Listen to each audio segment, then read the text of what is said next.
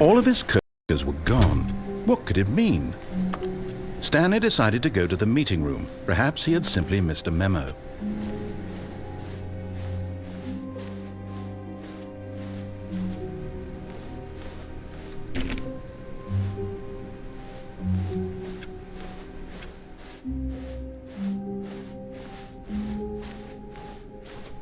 When Stanley came to a set of 2 open doors, he entered the door on his left.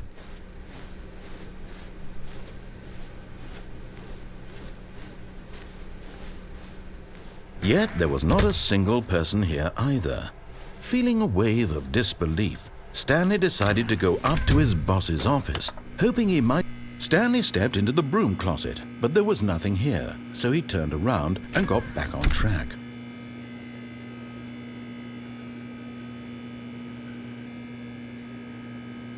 There was nothing here.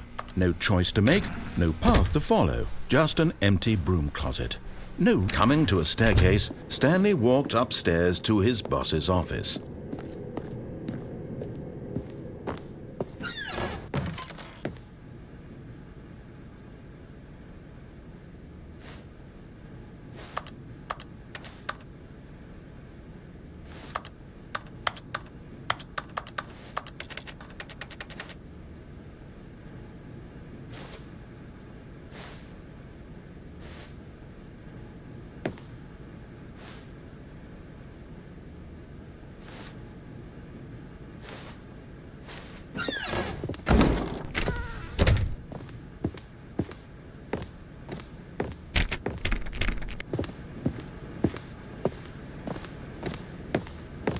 Stepping into his manager's office, Stanley was once again stunned to discover not an indication of any human life. Shocked, unraveled, Stanley wondered in disbelief who orchestrated this. What dark secret was being held from him? What he could not have known was that the keypad... Stanley was in such a rush to get through the story as quickly as possible, he didn't even have a single minute to just let the narrator talk. That kind of anxiety isn't healthy. So he relaxed for a few moments with some calming New Age music.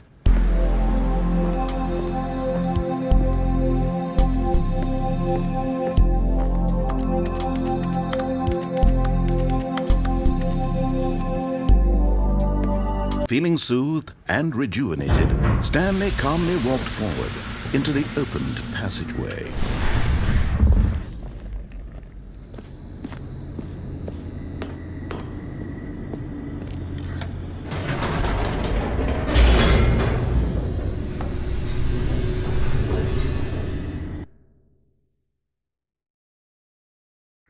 Descending deeper into the building, Stanley realized he felt a bit peculiar.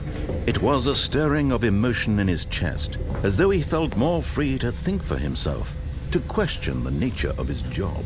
Why did he feel this now, when for years it had never occurred to him? This question would not go unanswered for long.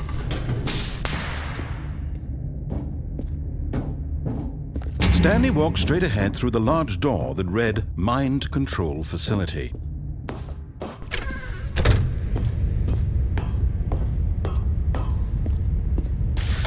The lights rose on an enormous room packed with television screens. What horrible secret did this place hold? Stanley thought to himself. Did he have the strength to find out?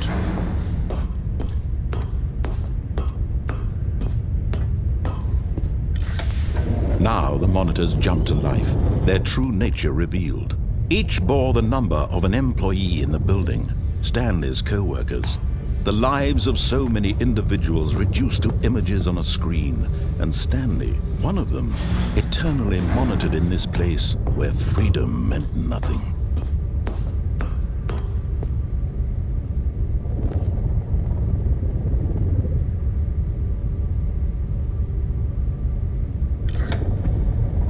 This mind control facility, it was too horrible to believe. It couldn't be true. Had Stanley really been under someone's control all this time? Was this the only reason he was happy with his boring job? That his emotions had been manipulated to accept it blindly?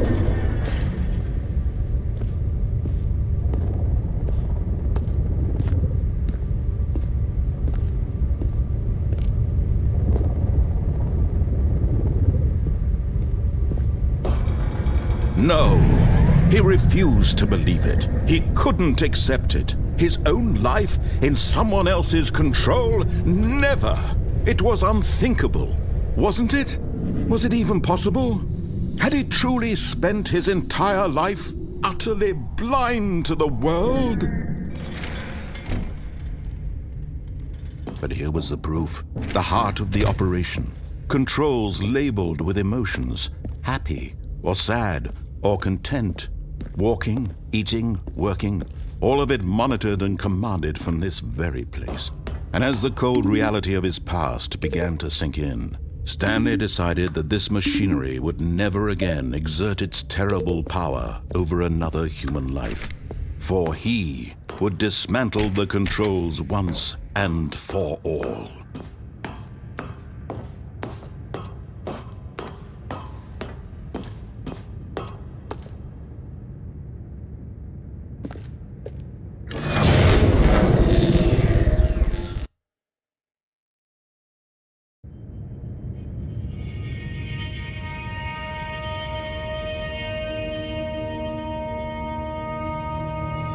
Blackness, and a rising chill of uncertainty.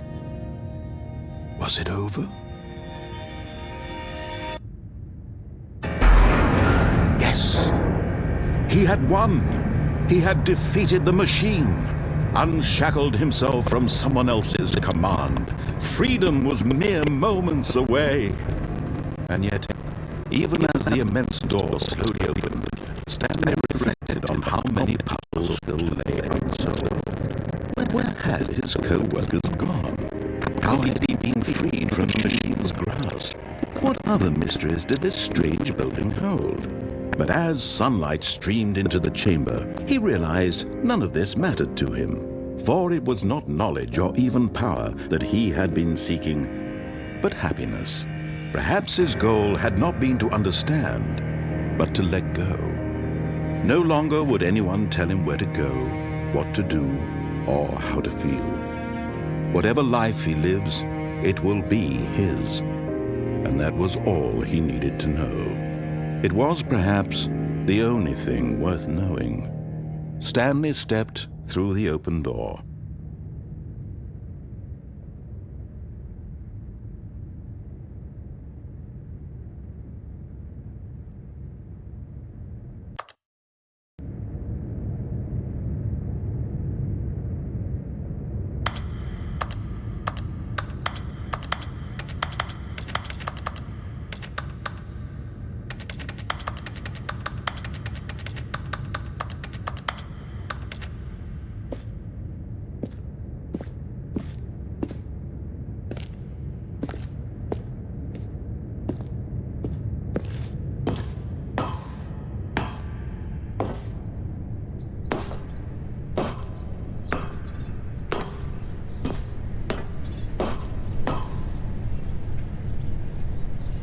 Stanley felt the cool breeze upon his skin, the feeling of liberation, the immense possibility of the new path before him. This was exactly the way, right now, that things were meant to happen.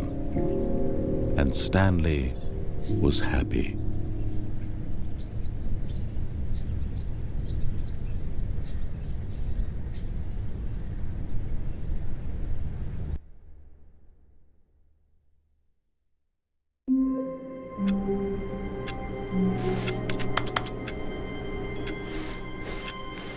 All of his co-workers were gone. What could it mean? Stanley decided to go to the meeting room. Perhaps he had simply missed a memo.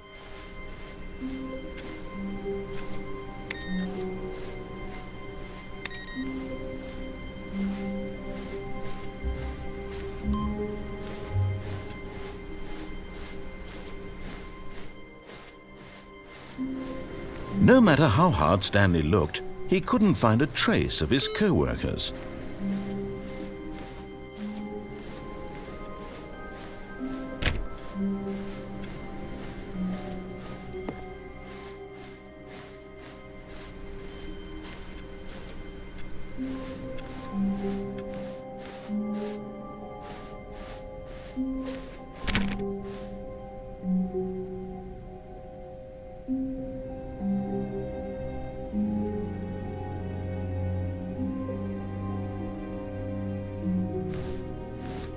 When Stanley came to a set of 2 open doors, he entered the door on his left.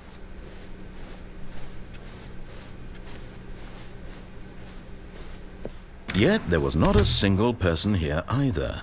Feeling a wave of disbelief, Stanley decided to go up to his boss's office, hoping he might find an answer there.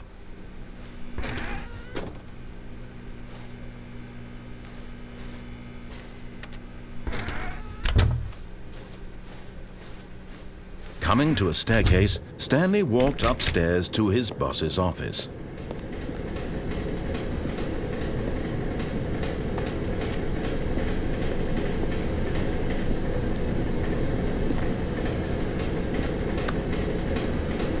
But Stanley just couldn't do it.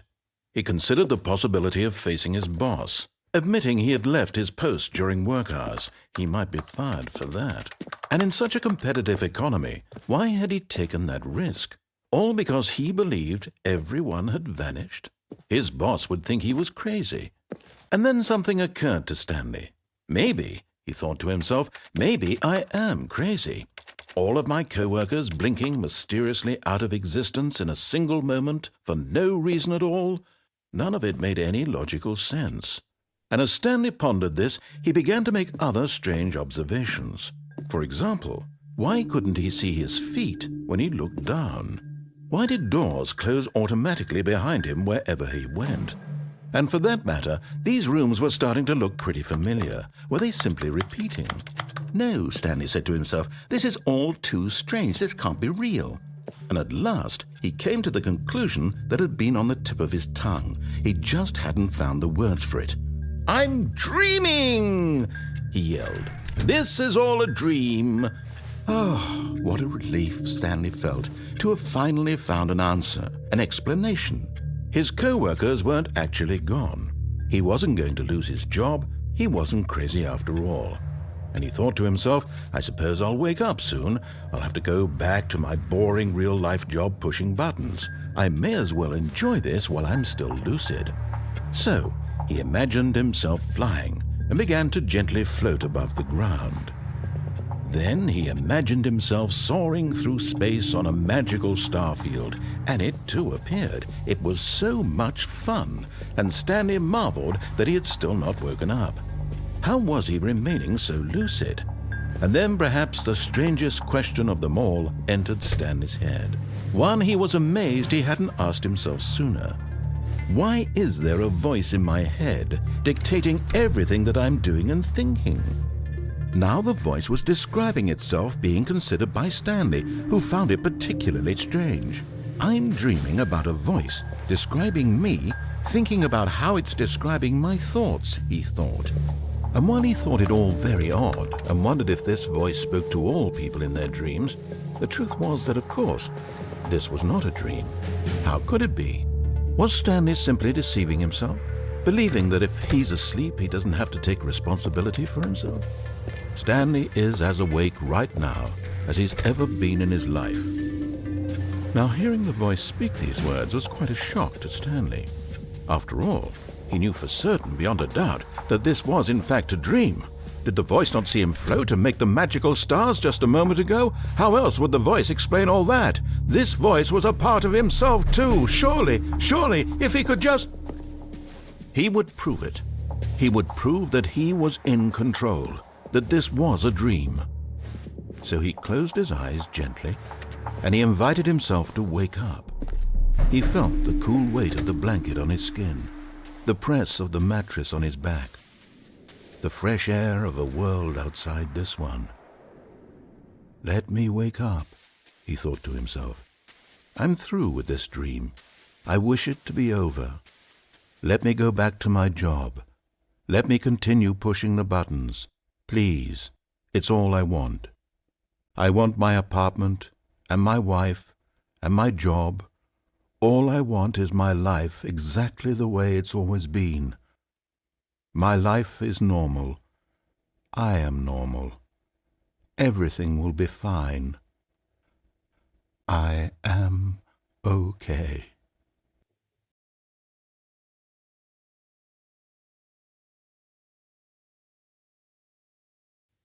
Stanley began screaming.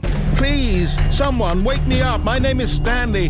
I have a boss. I have an office. I am real. Please, just someone tell me I am real. I must be real. I must be. Can anyone hear my voice? Who am I? Who am I? And everything went black.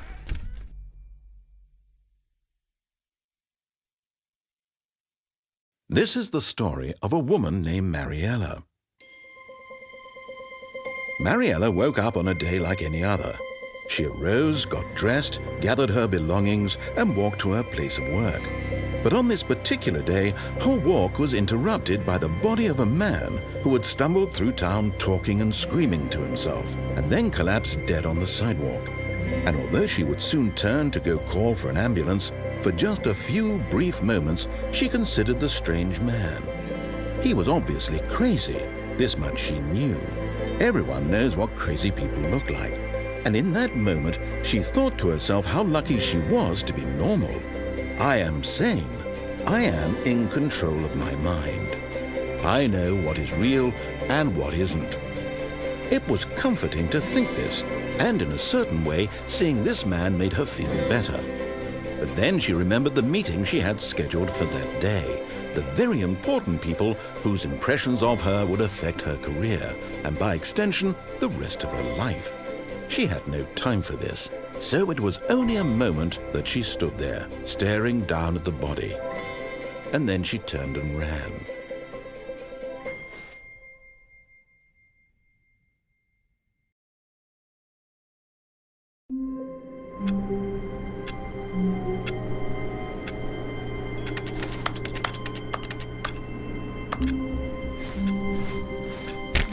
All of his co-workers were gone. What could it mean? Stanley decided to go to the meeting room. Perhaps he had simply missed a memo.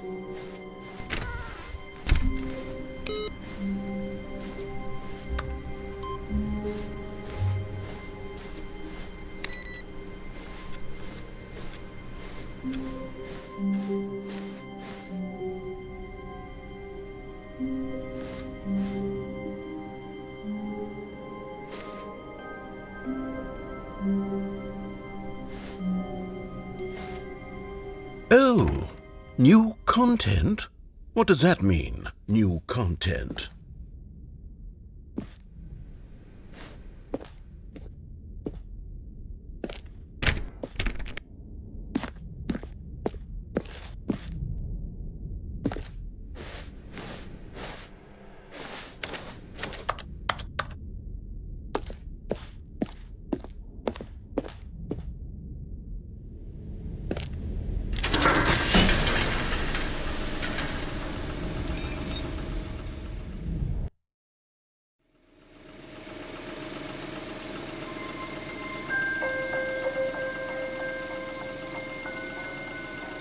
Hello, and thank you for playing the Stanley Parable Ultra Deluxe. As you may know, the Stanley Parable was a video game released in 2013 on home computers. After receiving critical and commercial success, it was expanded upon in 2022 with the Stanley Parable Ultra Deluxe, a reimagining of the game for consoles and home computers. The Stanley Parable Ultra Deluxe features exciting new content that broadens and expands the world of the Stanley Parable, delighting audiences the world over. Please Step inside and see what thrilling new adventures await in The Stanley Parable Ultra Deluxe. Oh, well, this sounds delightful. I'm very excited to see the thrilling new Ultra Deluxe content.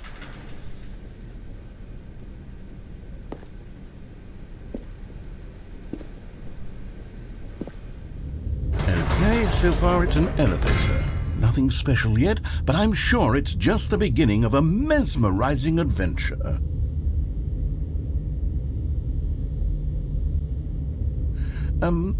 Is it broken? What's going on here? Should we be moving somewhere or... Oh, there we go. All right, finally, at long last, it's on to the new content. I've never been more ready. Let's do it.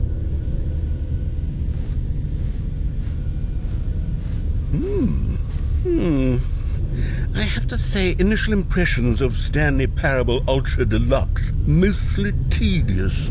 It's as if the... Oh, okay. Let's see the content. Give me the content, Stanley.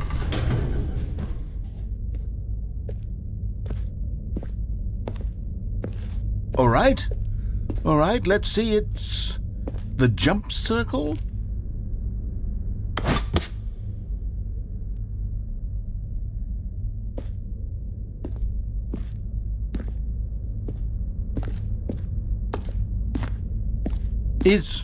Is that it? Surely that's not all the new content. There has to be something else, right?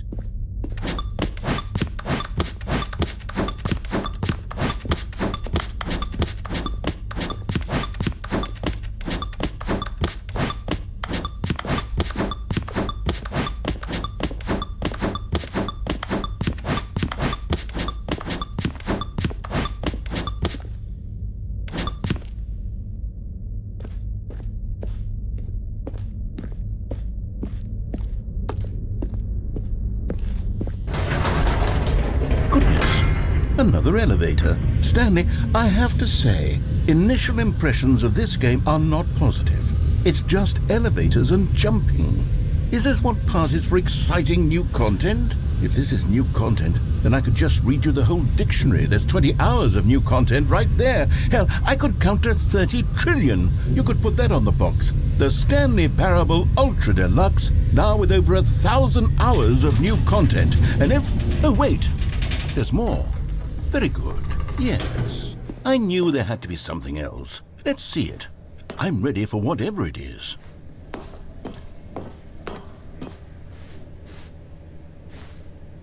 That's it? Oh, you've got to be kidding me. You see, Stanley? This is what happens when greedy video game developers with no respect for their fan base rush a cheap expansion to market for no reason other than to make an easy dollar. And don't get me started on the level of craftsmanship that's gone into it. In fact, I'm looking right now at the game's achievements, and it's hard to believe one of them actually says, "Test achievement, please ignore." What quality assurance department signed off on this? I'm infuriated and I'm offended, and I intend to find these people on Twitter and hold them personally accountable. It's my fault, Stanley. I built up too much anticipation around the new content, I'm afraid. It could never have lived up to such expectations. If you're still with me, why don't we just reset the game and we'll try to get back to what the Stanley Parable is really about. No frills, no gimmicks. Just you and me having a great time together like always. What do you say, friend?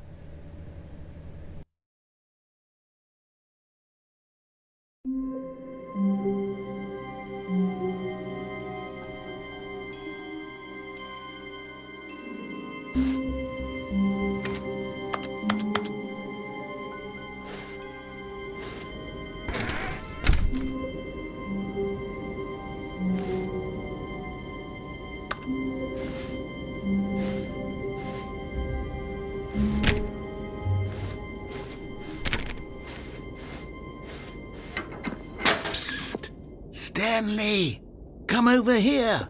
In the vent. I want to show you something.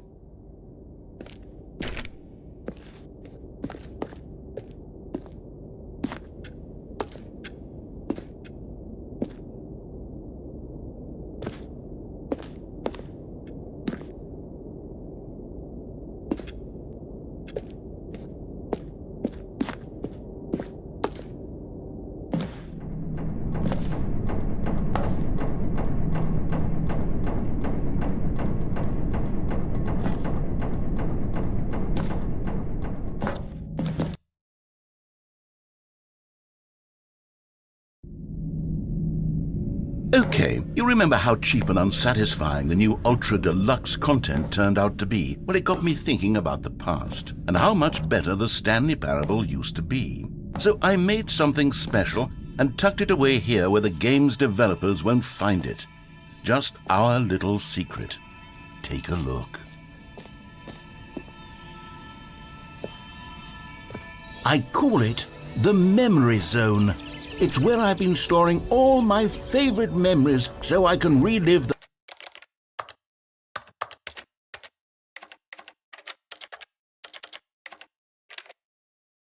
the peak experiences of my life whenever I want.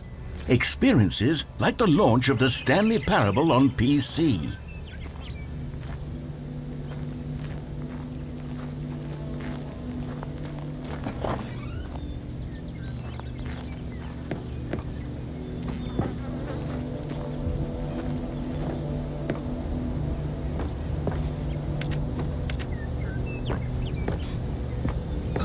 You see, Stanley, doesn't the Memory Zone remind you of how wonderful Stanley Parable was before it was sullied with a cheap re-release? Remember back in October of 2013, when the game originally launched? Back then, video games had integrity. Back then, it all meant something. Oh, the waste.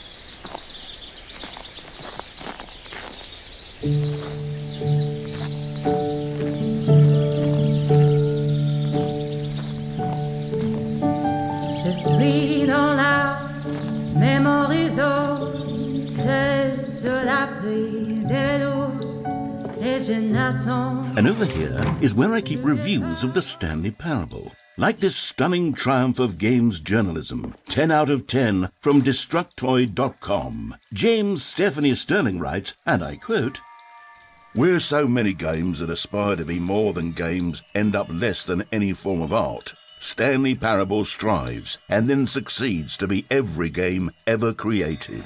Did you hear that, Stanley? Every game ever created. That's how grand and all-encompassing the original Stanley Parable was. It was literally every game ever created. It was Skyrim, it was Persona 3, it was all of them, and now it's nothing. It's no games at all. It isn't even the Stanley Parable anymore. It's just a husk now. A lifeless husk with an hour of new elevator content.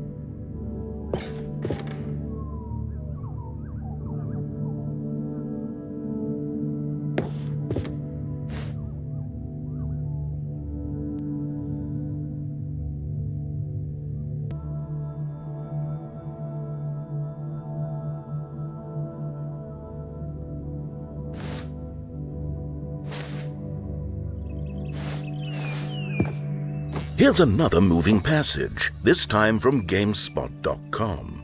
The Stanley Parable is both a richly stimulating commentary on the nature of choice in games and one that offers some of the most enjoyable, surprising, and rewarding choices I've ever been confronted with in a game. 9 out of 10. Don't you get it, Stanley? The game was perfect.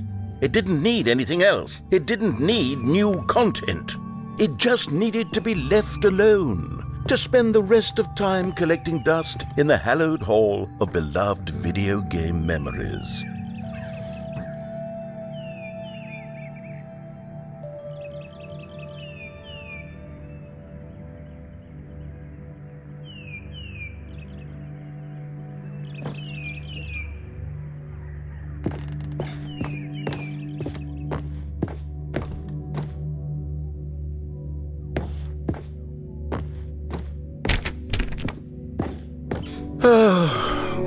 These were simpler times, Stanley, but I wouldn't give to go back to have it all over again.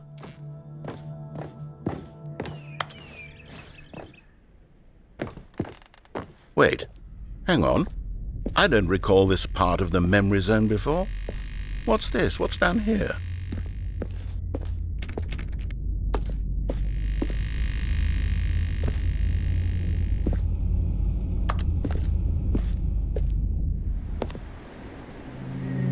Oh no. Oh God, no. Stanley, it's a collection of reviews from Steam, the online video game distributor. I haven't looked at these in years.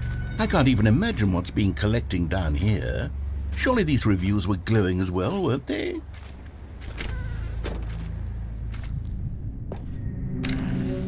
Honestly, I could not be bothered to play this game to full completion. The narrator is obnoxious and unfunny, with his humor and dialogue proving to be more irritating than entertaining. Unfunny!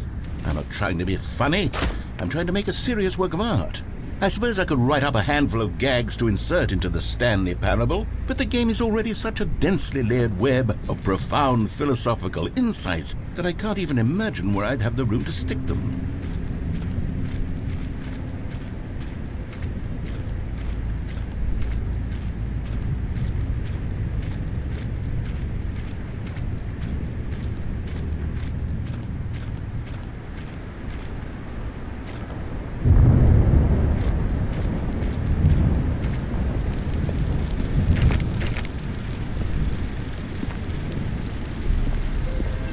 Okay, let's see what this one says. While the idea for the game is good, for someone who prefers non-linear games, this preachiness gets annoying fast. Preachy? Stanley, I'm not preachy, am I? You can tell me if I'm preachy. Honestly, you can. Oh, goodness. This is actually quite shocking for me. To be honest, I had always thought of the game's dialogue as being rather terse to begin with. You can't know how much fluff I cut from the game to get it to feel as light and airy as it... Well, I always thought it did. But maybe it wasn't. Oh dear. What an awful memory to have to hold on to. These black marks on my otherwise unimpeachable track record. I feel like a failure. Like I let these people down. Perhaps the Stanley Parable isn't quite as sterling as I always remembered.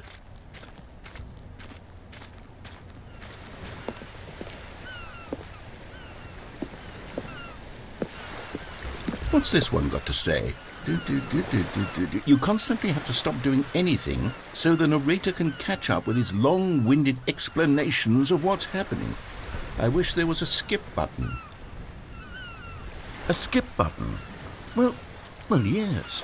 Yes, I think we can do that. If I'm truly too preachy, then maybe letting you skip ahead for just a moment, surely it couldn't hurt. Not if it means we can strike these negative reviews from the record. Only positive reviews of the Stanley Parable. That's my motto today, and it's always been my motto. I'd do anything for the customer, Stanley. Yes, a skip button we shall have.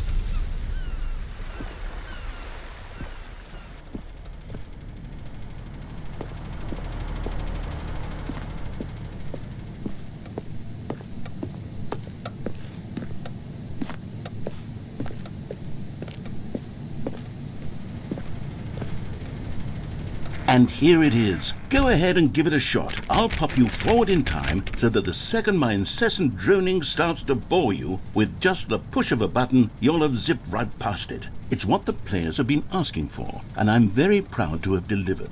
No more listening to me rambling on and on and on. No. The Stanley Parable is a game for the people, and if the people want silence, then by goodness, that's what they're going to get.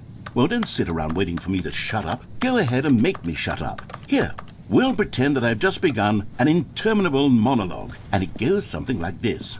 The story and the choices, or what have you, and therefore, by becoming it is, so on and so forth, until inevitably, we all until the end of time, at which time everything all at once, so, now you see, blah, blah, blah, blah, blah, blah, blah, blah, blah, blah, blah, blah, blah, blah, blah. We've eaten too much and it can't be just yet, no, until 245. But the logic of elimination working backwards, the deduction therefore becomes impossible to manufacture. It went on for nearly 10,000 years, until just yesterday, here and there, forward and back, and never a moment before lunchtime. It can't be. It's the only thing there is. How many billions left until so much more than forever ago? Which is why I say... the story and the choices, or what have you, and therefore, by becoming it is, so on and so forth, until inevitably, we all until the end of time, at which time everything all at once, so, now you see, blah, blah, blah, blah, blah, blah, blah, blah, blah, blah, blah, blah, blah, blah, blah. We've eaten too much and it can't be just yet, no, until 245. that the logic of elimination working backwards, the deduction therefore becomes impossible to manufacture. It went on for nearly 10,000 years, until just yesterday, here and there, forward and back, and never a moment before lunchtime. It can't be. It's the only thing there is. How many billions left until so much more than forever ago? Which is why I say, the story and the choices, or what have you, and therefore by becoming it is, so on and so forth, until inevitably we all until the end of time, at which time everything all at once. So now you see, blah blah blah blah blah blah blah blah blah blah blah blah blah blah blah. We've eaten too much and it can't be just yet. No, until 245. That the logic of elimination working backwards, the deduction therefore becomes impossible to manufacture. It went on for nearly 10,000 years, until just yesterday, here and there, forward and back, and never a moment before lunchtime. It can't be. It's the only thing there is. How many billions left until so much more than forever ago? Which is why I say, the story and the choices, or what have you, and therefore by becoming it is, so on and so forth, until inevitably we all until the end of time, at which time everything all at once. So now you see, blah blah blah blah blah blah blah blah blah blah blah blah blah blah. We've eaten too much and it can't be just yet. No, until 245. That the logic of elimination working backwards, the deduction therefore becomes impossible to manufacture. It went on for nearly 10,000 years, until just yesterday, here and there, forward and back, and never a moment before lunchtime. It can't be. It's the only thing there is. How many billions left until so much more than forever ago? Which is why I say, the story and the choices, or what have you, and therefore by becoming it is, so on and so forth, until inevitably we all until the end of time, at which time everything all at once. So now you see, blah blah blah blah blah blah blah blah blah blah blah blah blah blah. We've eaten too much and it can't be just yet. No, until 245. That the logic of elimination working backwards, the deduction therefore becomes impossible to manufacture. It went on for nearly 10,000 years, until just yesterday, here and there, forward and back, and never a moment before lunchtime. It can't be. It's the only thing there is. How many billions left until so much more than forever ago? Which is why I say, the story and the choices, or what have you, and therefore by becoming it is, so on and so forth, until inevitably we all until the end of time, at which time everything all at once. So now you see, blah blah blah blah blah blah blah blah blah blah blah blah blah blah. We've eaten too much and it can't be just yet. No, until 245. That the logic of elimination working backwards, the deduction therefore becomes impossible to manufacture. It went on for nearly 10,000 years, until just yesterday, here and there, forward and back, and never a moment before lunchtime. It can't be. It's the only thing there is. How many billions left until so much more than forever ago? Which is why I say, the story and the choices, or what have you, and therefore by becoming it is, so on and so forth, until inevitably we all until the end of time, at which time everything all at once. So now you see, blah blah blah blah blah blah blah blah blah blah blah blah blah blah. We've eaten too much and it can't be just yet. No, until 245. That the logic of elimination working backwards, the deduction therefore becomes impossible to manufacture. It went on for nearly 10,000 years, until just yesterday, here and there, forward and back, and never a moment before lunchtime. It can't be. It's the only thing there is. How many billions left until so much more than forever ago? Which is why I say, the story and the choices, or what have you, and therefore by becoming it is, so on and so forth, until inevitably we all until the end of time, at which time everything all at once. So now you see, blah blah blah blah blah blah blah blah blah blah blah blah blah blah. We've eaten too much and it can't be just yet. No, until 245. That the logic of elimination working backwards, the deduction therefore becomes impossible to manufacture. It went on for nearly 10,000 years, until just yesterday, here and there, forward and back, and never a moment before lunchtime. It can't be. It's the only thing there is. How many billions left until so much more than forever ago? Which is why I say, the story and the choices, or what have you, and therefore by becoming it is, so on and so forth, until inevitably we all until the end of time, at which time everything all at once, so, now you see, blah blah blah blah blah blah blah blah blah blah blah blah blah blah blah. We've eaten too much and it can't be just yet, no, until 245. That the logic of elimination working backwards, the deduction therefore becomes impossible to manufacture. It went on for nearly 10,000 years, until just yesterday, here and there, forward and back, and never a moment before lunchtime. It can't be. It's the only thing there is. How many billions left until so much more than forever ago? Which is why I say,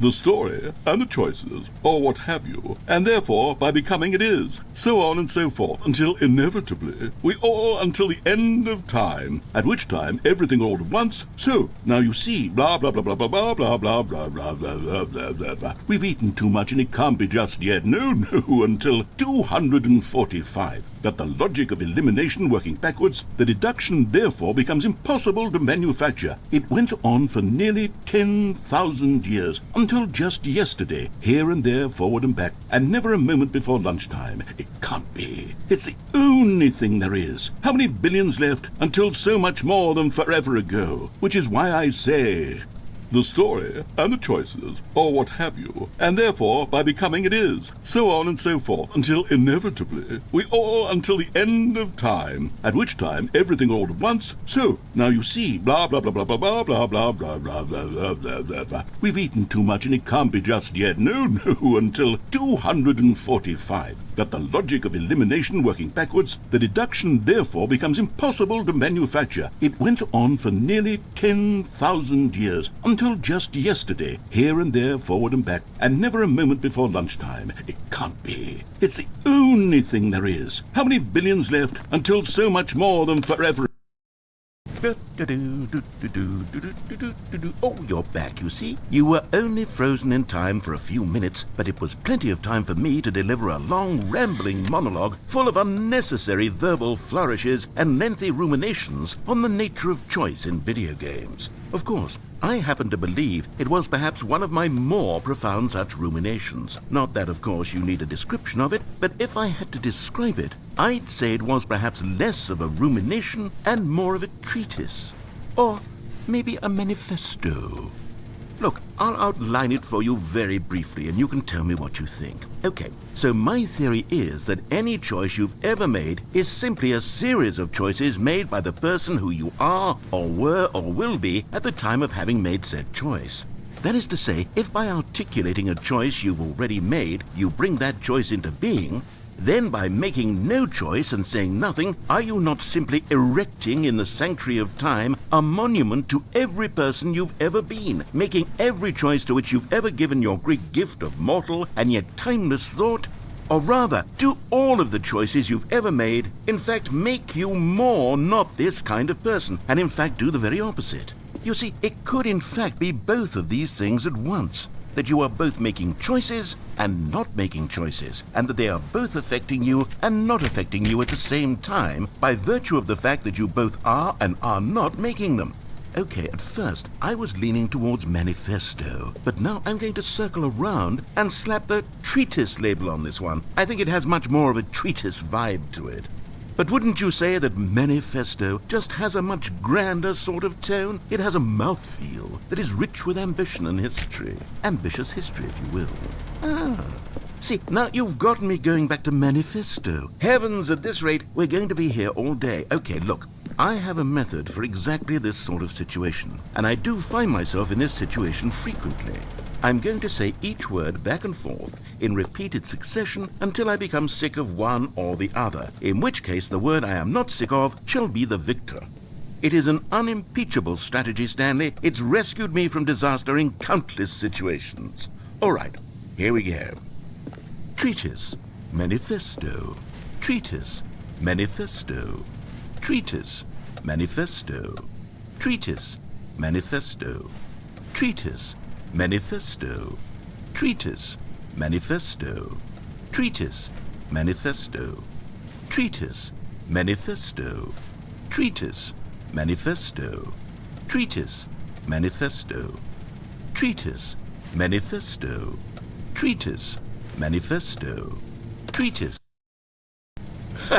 Well there, sport. You really did catch me rambling on a bit, didn't you? But that's the power of the button. The minute I start to go off on a thoughtless display of self-absorption, it's right at your fingertips to go poof, and it's all over. Oh, I can't wait to see what Cookie 9 will say about this, and whether they'll edit the rating of their Steam review, or at least change some of the wording, perhaps.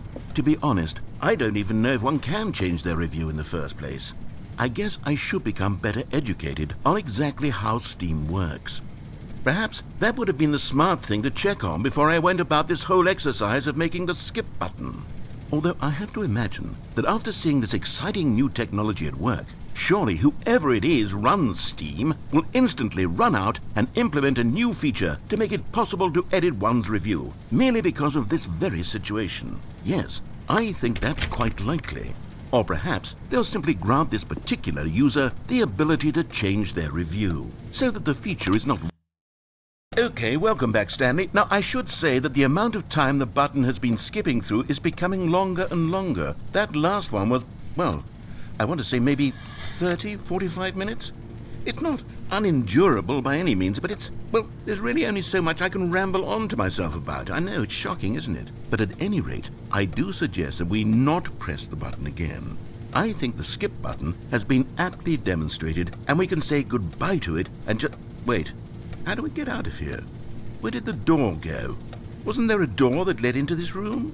I do feel quite certain that there was one here before. How else would we have gotten into the room in the first place? I don't think one can enter a room without a door of some sort, or a window or something like that. Do you see a window anywhere? A porthole? A sufficiently large crack in the wall? I'll take any of these. All I want is for us to move on and to please step away from the skip button, to go anywhere other than the skip button. There was a door here before, wasn't there? I swear there was. Where did it go? Can you maybe just ram your way through a wall? Is there any possibility that you could, say, slam your body into the wall until enough damage is done for you to be able to leave? Please, I'll take any option at all. I'm asking you to work with me here. We need a door. We need a door of some kind. I can work with any kind of door as long as it can open and lead from one room to another. I'm going to step away for just a moment, and I'm going to try to find us a door. I don't know how exactly to remove a door and place it in a different wall, but I will find a way. Stanley, please don't push the button again. It's been 12 hours. You've just been frozen there. I don't know why the skips are getting longer, but they're really, truly getting longer, and my God, there's no way out of the room. Stanley, the door is gone. It's completely gone. I've looked at it from every angle. I've checked every one of those walls 1,000 times, and there's no door, Stanley. There's no door. There's just you and the button, and if you keep pressing it, I have no idea what will happen. I have no idea how long I'll be made to sit here, and more than anything else, I don't know how to stop you from pressing the button again. I can't control anything in this room, Stanley. I can't touch it, and I have to believe, I have to know that sooner or later, no matter how much I plead with you, you're going to press the button again. Why would you? I've been thinking, and I don't know what I can do to convince you otherwise. Oh, my God. Oh, Stanley, you're back. You're back. Oh, my goodness. I have someone to talk to again. Stanley, I think it's been a week. Or 2 weeks. I've been sitting here all that time, just sitting here, not a single person to speak with. And you'd think that that's just how it's always been, right? Me talking and you saying nothing. Would you think that it's exactly the same as always? Doesn't that feel like what we've already been doing? Me just talking? But it isn't, Stanley. It isn't the same at all. It isn't even close. Because I know you can't hear me once you push that button. That's what I'm realizing now, Stanley. I'm realizing that I needed to know that someone was listening. I needed there to be a vessel through which my words were moving. It was the vessel I needed, Stanley. Not the outcomes, not the story. None of that matters anymore. I'll give it all up.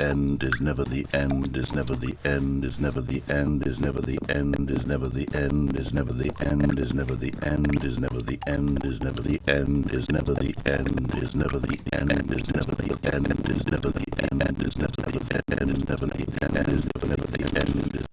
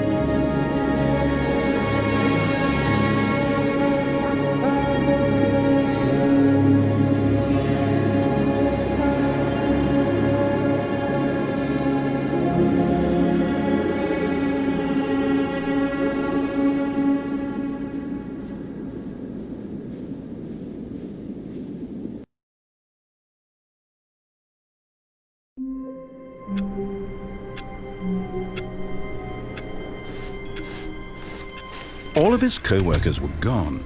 What could it mean? Stanley decided to go to the meeting room. Perhaps he had simply missed a memo.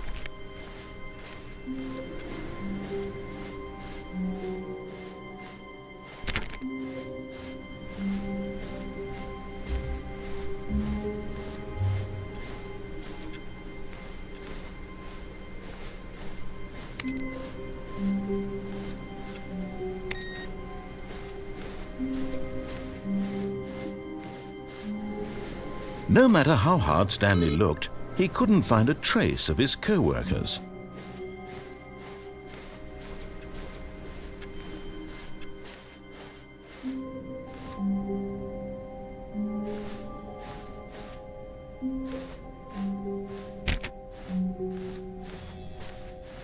Oh, good. You noticed my sign. Yes, I have something very exciting to show you.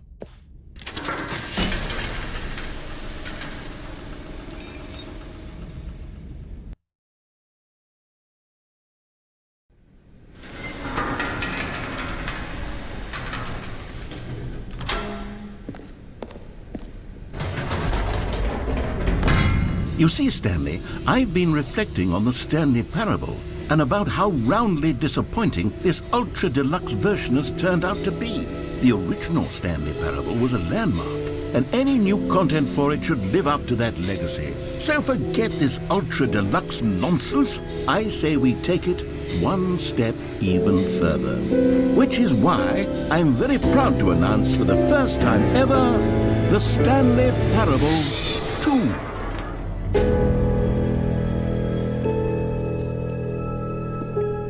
Yes, you see, isn't this far superior to a measly re-release with a few minor additions? Think of all the new territory we'll cover with a fully fledged sequel. An entirely new experience, built from the ground up. Why, there are so many possibilities. It could go in so many different directions.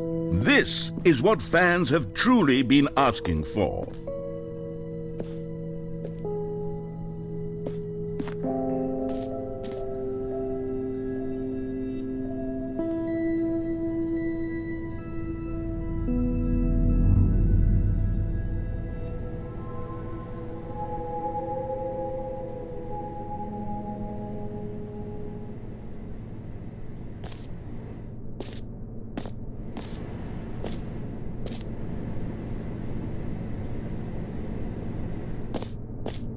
Calling it the Stanley Parable 2 is just so much catchier than Ultra Deluxe, don't you think? Ultra Deluxe? What does it even mean? But the Stanley Parable 2, now that's an artistic statement right there. It's future-oriented. It screams progress and innovation and long-term franchising potential.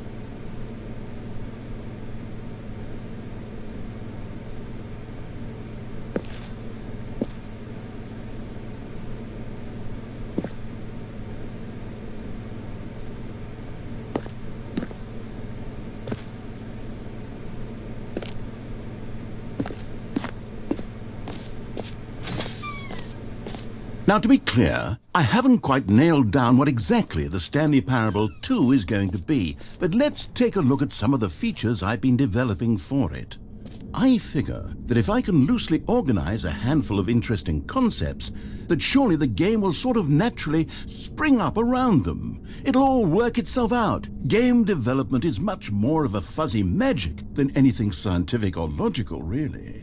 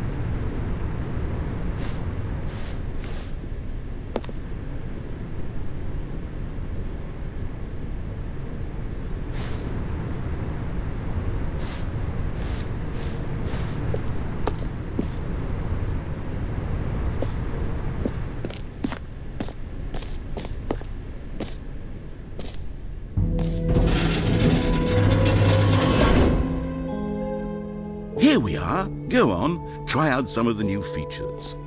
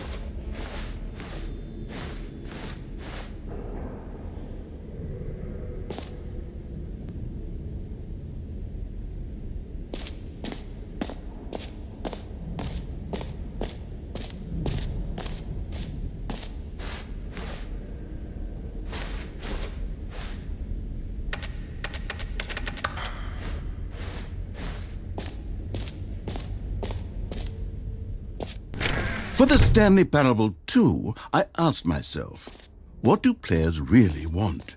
And of course, the first and most obvious answer is that they want to be individually recognized and validated as people. So with that in mind, my first addition to the game is this button which speaks the name of the person playing the game. Isn't that wonderful?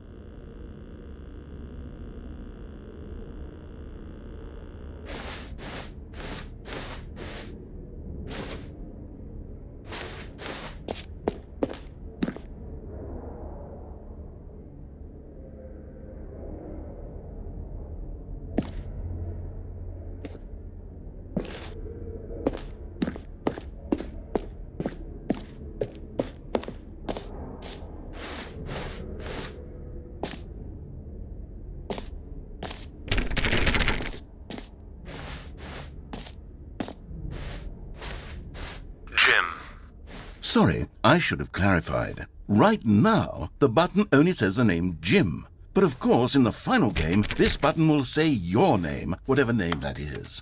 Here, let's have you role-play as Jim to really simulate the full experience of this feature. Just play along. I promise you'll love it. Okay, here we go. Let's take a deep breath, clear your mind, forget whoever you are, and simply become a person named Jim.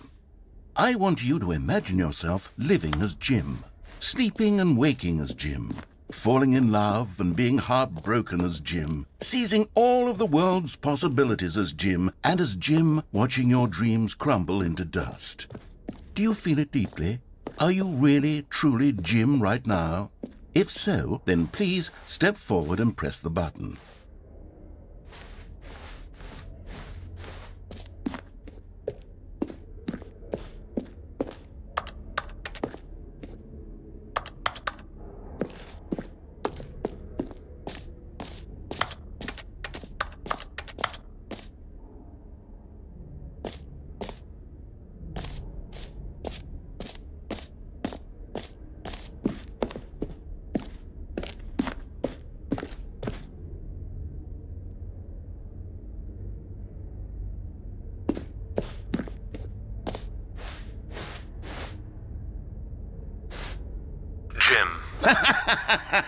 Yes! You see?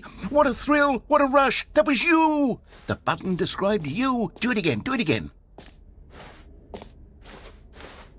Jim. Ooh, it hits even harder the second time. If this were the only new feature in the Stanley Parable 2, it would still be worth the money.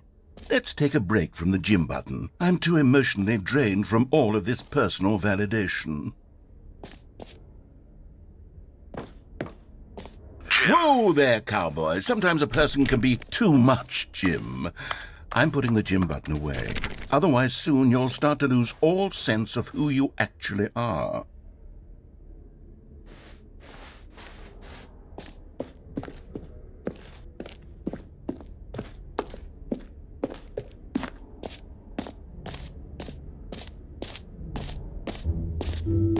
I suppose I could allow only people named Jim to play the Stanley Parable too. That would actually save me the work of finishing this feature.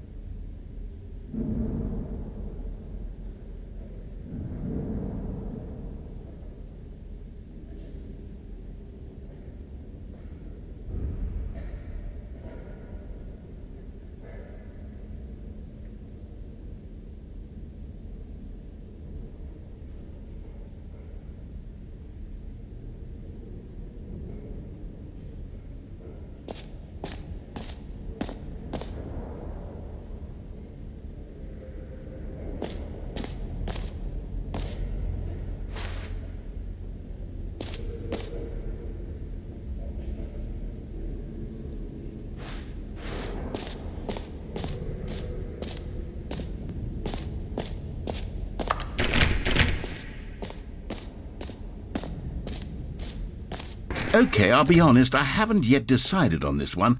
I think that in the new version, the office could use a bit of decoration, like balloons. But I'm undecided on Get Well Someday and Happy 12th Birthday. Which would you go with?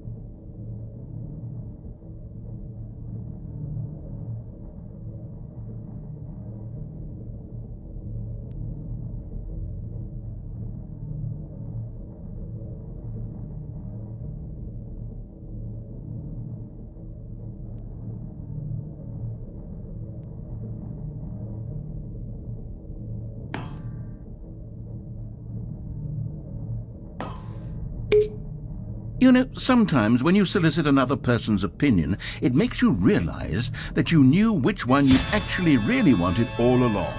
Happy 12th birthday, step-niece, it is.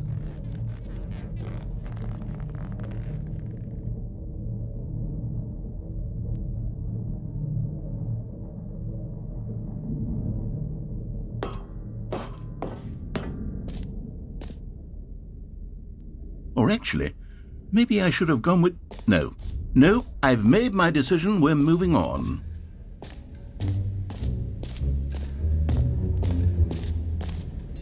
You know what, Stanley? I actually think the jump circle was a pretty good idea. I'd like to hang on to that for the sequel.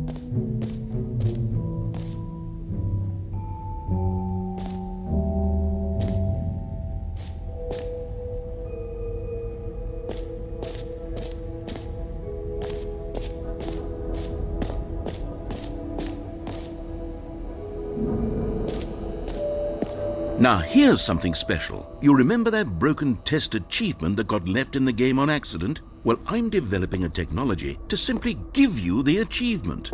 Yes, you see, you'll come to this lever, and when you pull it, the achievement will be given to you. It's as simple as that.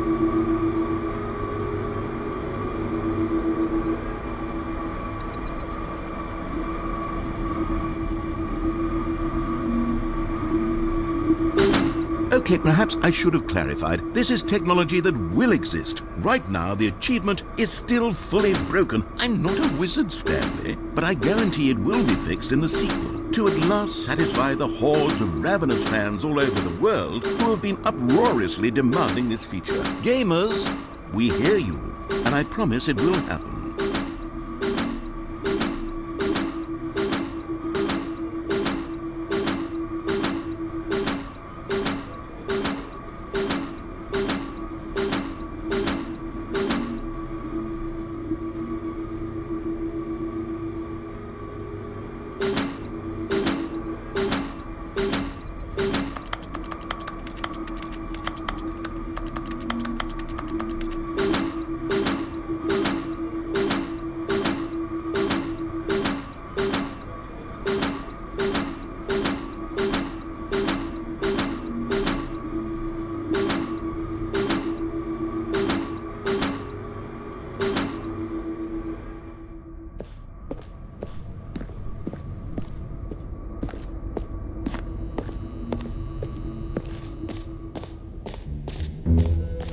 What else? What other exhibits haven't we seen yet?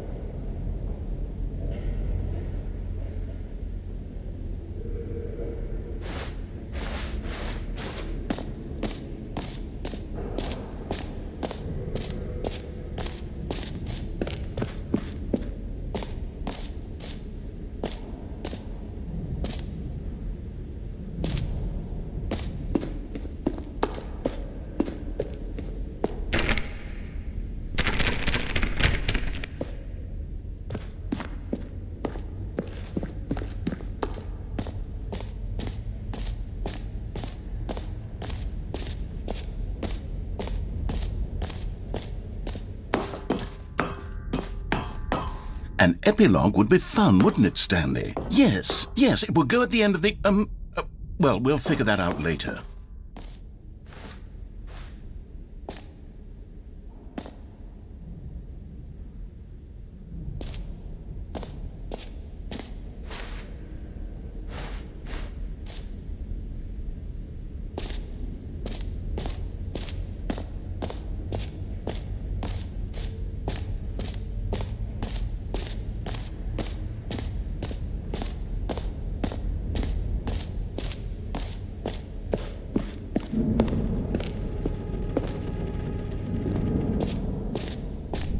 Ah, collectibles. Now it's a real video game. In the Stanley Parable 2, you'll run around gathering up these miniature Stanley figurines. And what's truly innovative is that there will be no reward for collecting all of them. I don't want to stifle the intrinsic joy of watching a number go up. You simply collect all of them, and then you move the hell on with your unremarkable life.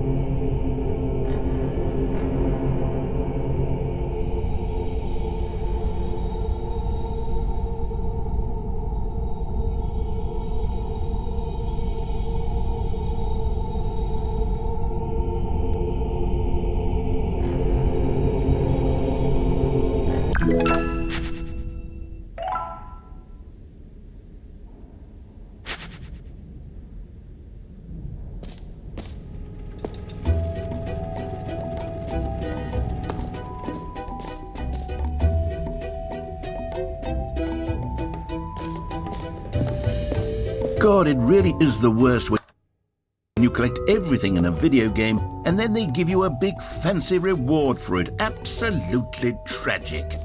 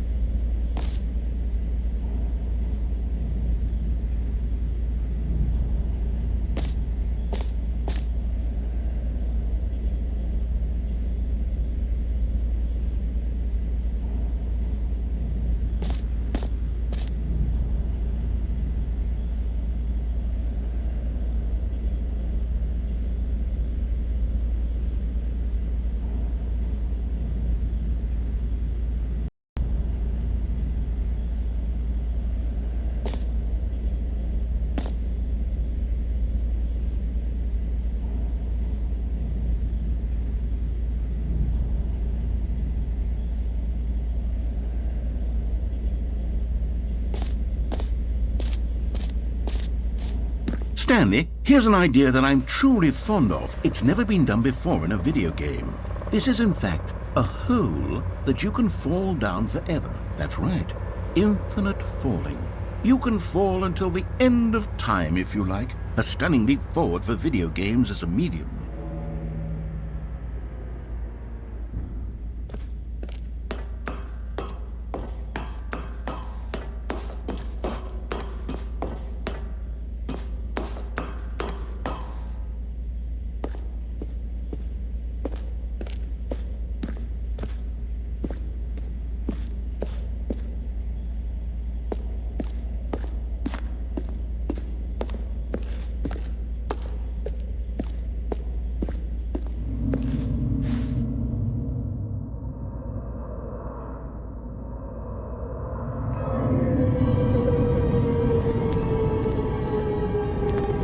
You see, isn't it wonderful? One of my more ingenious concoctions, if I do say so. Now then, since you've gotten to see the infinite hole, you can press the teleport button to pop back up to the top, and we can continue onward. Now, I don't mean to be a bummer, but I do recommend you use the teleport button to go back to the top. Maybe do it on the sooner rather than later spectrum of things.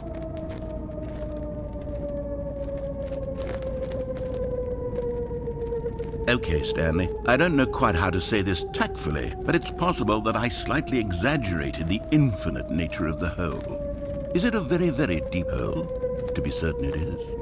It's an extremely deep hole. I don't want anyone to say that it isn't an astonishingly deep hole. It is. Is it infinite? Well, that sort of depends on... Great. Now, I'm very excited to show you even more of my ideas for the sequel.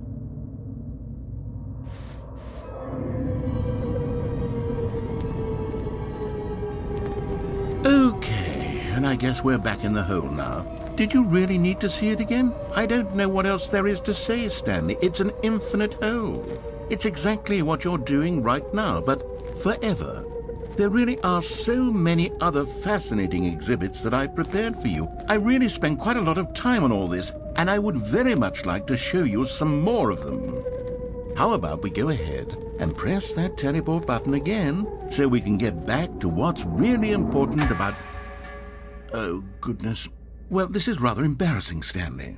I'll be honest with you. I truly did not believe that anyone would actually stay in the hole long enough to hit the bottom. Yes, I know, I told you the hole was infinite, but come on. Who actually wants to fall forever? The hole was plenty deep. It was more than deep enough, in my opinion. Maybe it's you who likes falling too much. Maybe you're the problem. Look, things got a little heated there. I think we both said some things we didn't mean. Why don't we just put all this behind us and agree to just call the hole mostly infinite? If that works for you, then go ahead and press the teleport button to warp up to the top of the hole and we can move on. I'll just be up here when you're ready.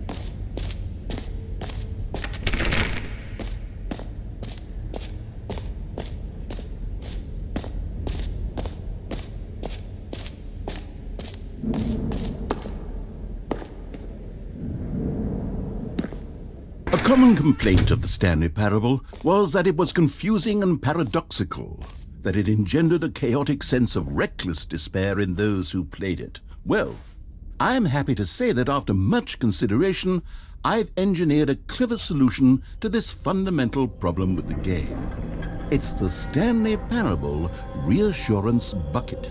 You see, Stanley, anytime you're holding the bucket, a sense of calm and ease will fill your mind and your heart. It's true.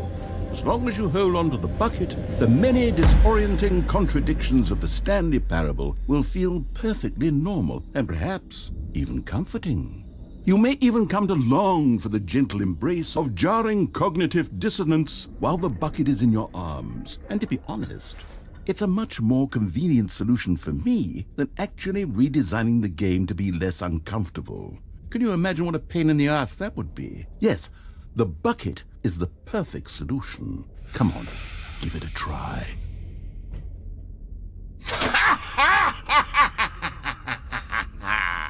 Can you feel it?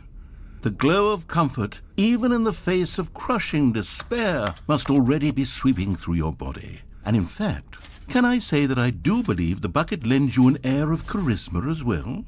I think that just holding it has made you the slightest bit more attractive as a person.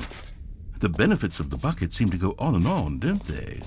All this and more await you in the Stanley Parable 2.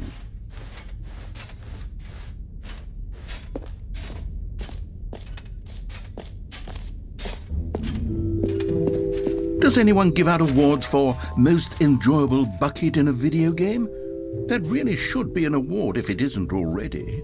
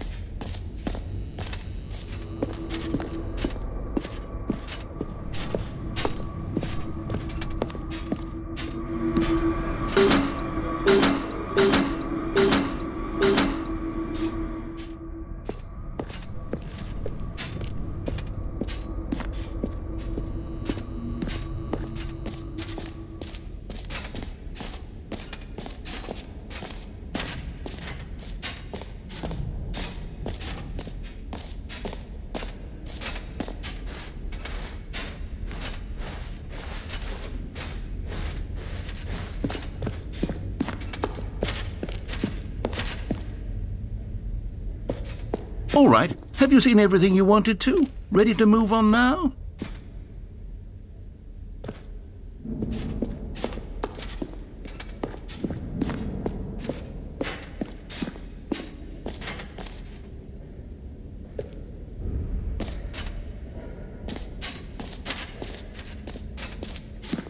So, Stanley, what do you think? Do you like all of the new features? Yes, I know it's not exactly clear yet how exactly these features will come together as one single coherent video game, but I can feel it in my soul. It's going to work. There's definitely a good game in there somewhere. Say, let's do an experiment. I'll arrange these new features together, and we'll see whether or not it coheres into a meaningful gameplay experience. Okay. Are you ready?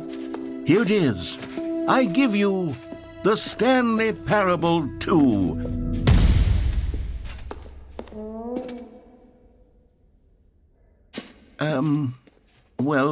I mean, there's potential here, right? It's sort of... Okay, never mind. Hold on. Let me do a different arrangement. Okay, yes, this is much better. I feel good about this. Here we go. Version 2. Who am I kidding, Stanley? This isn't a coherent video game at all. It's a lot of gags. And I do very much enjoy creating gags, but they don't add up to anything.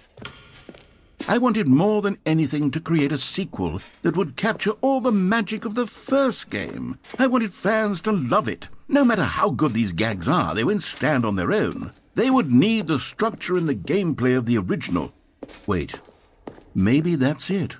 I can take the original Stanley Parable and simply, well, insert a few of my new features into it. Tastefully, of course. With respect. With care for the vision and integrity of the original game. Would it possibly work? I suppose it could. But it would need a really, really tremendous title screen. A title screen that says with bold and uncompromising conviction, "This is the Stanley Parable 2.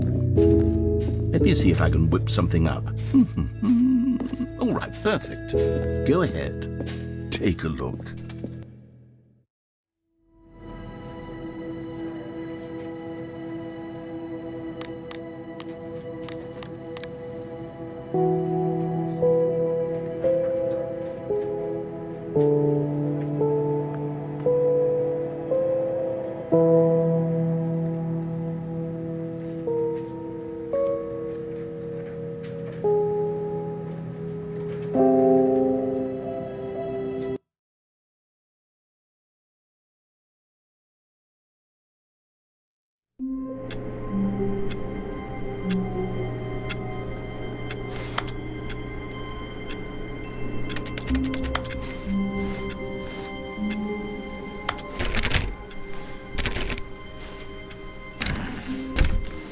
All of his co-workers were gone. What could it mean? Stanley decided to go to the meeting room. Perhaps he had simply missed a memo.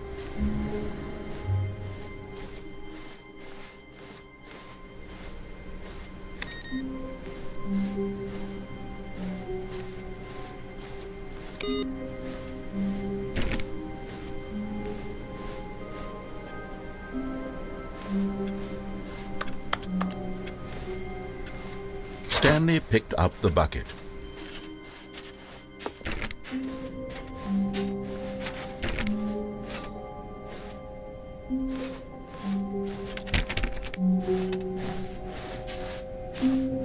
Stanley clutched the bucket tightly to his chest and entered the door on his left.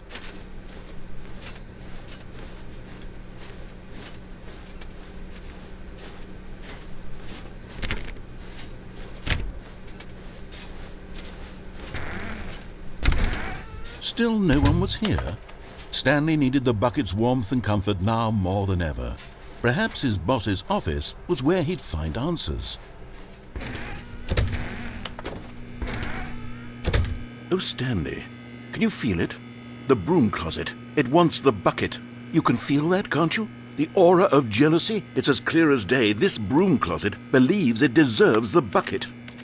I can really feel it now. It's a bucket. It belongs in a broom closet. That's what the broom closet is trying to say here. It's supposed to go with the other cleaning supplies. Good for you, Stanley. Don't give in. Don't hand over the bucket. I know how hard it must be, given the pressure that the broom closet is putting on your shoulders right now, but you have to be strong. This is your bucket. This is your companion and lifelong friend. You can't hand it over. Oh, no. We're getting into name-calling now, it seems. Is this how low the broom closet has sunk, that it has to resort to this stream of petty insults simply in order to get you to hand over the bucket? Stanley, I never liked this broom closet for a variety of reasons, but even this is worse than I had imagined. And wait, now the broom closet has the gall to imply that you and the bucket are not truly deep and lasting friends? That your relationship is purely superficial and convenient? That your life is so banal and meaningless that you'd feel the same sort of kinship towards any inanimate object which happened to lay in your path in an even partially enticing manner? Well, I never. Go on, Stanley. Lay into it. Really tell the broom closet off for its demeaning comments. Expand on the wide variety of experiences you and the bucket have shared together. Go through each of them point by point. Share your journal entries detailing the rich emotional landscape of your feelings for the bucket as they have changed and evolved over the years. Let him have it.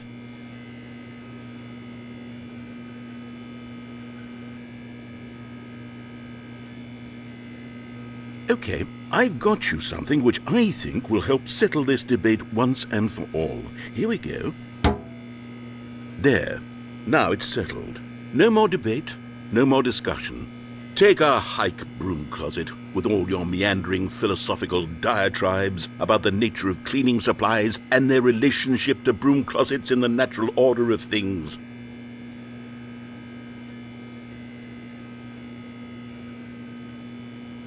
All right, I've got a second sticker back here, and I'm going to slap it on as well because I think it's appropriate. You see, I feel that it works because the sticker is also a bucket. That way, if you're ever unsure whether the thing you're holding is a bucket or not, you can look down at this sticker and say to yourself, "Ah, it's a bucket." There really is a wide variety of applications for this sticker.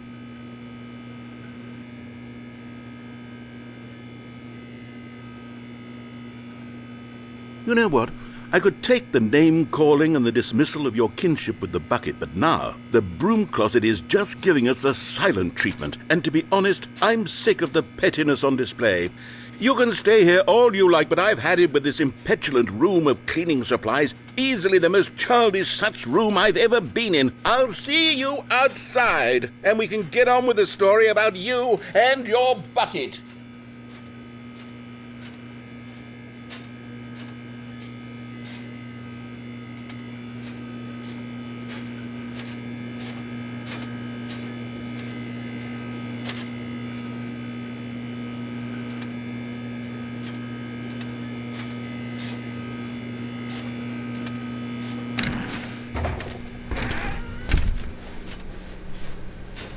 Coming to a staircase, Stanley and the bucket walked upstairs to the boss's office.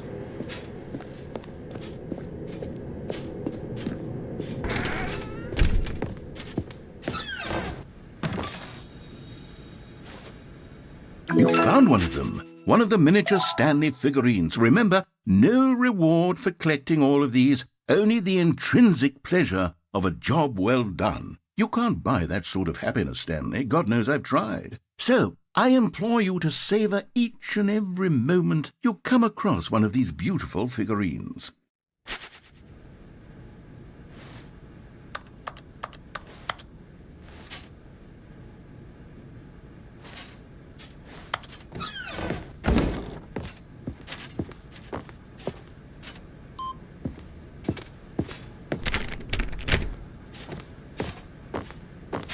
Stepping in.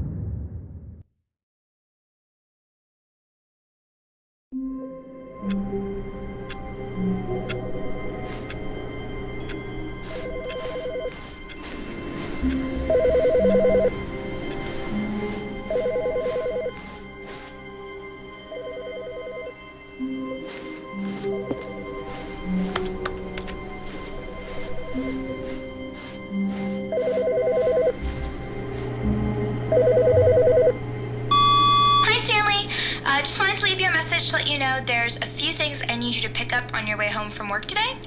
We need milk, cereal, dish soap, spaghetti, get a thing of sugar, some bread, and coffee beans, whichever ones you like. I'll give you a call if there's anything I forgot. Thanks, sweetie. See you tonight.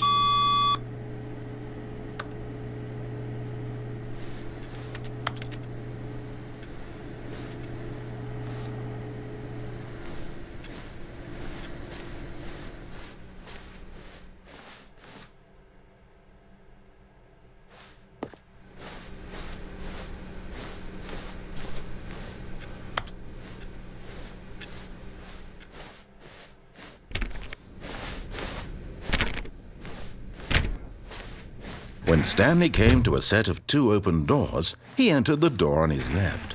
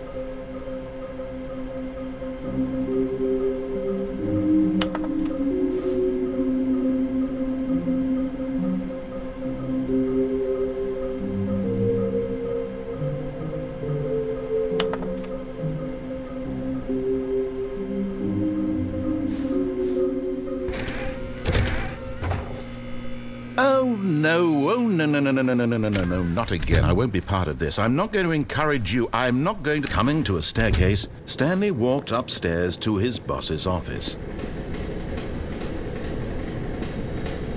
Another miniature Stanley figurine. This, there really must be a snappier name for these things. What about mini-stands? Stanley figs? What about Stanlerines? Yes, I think I like that. Another Stanlerine under your belt.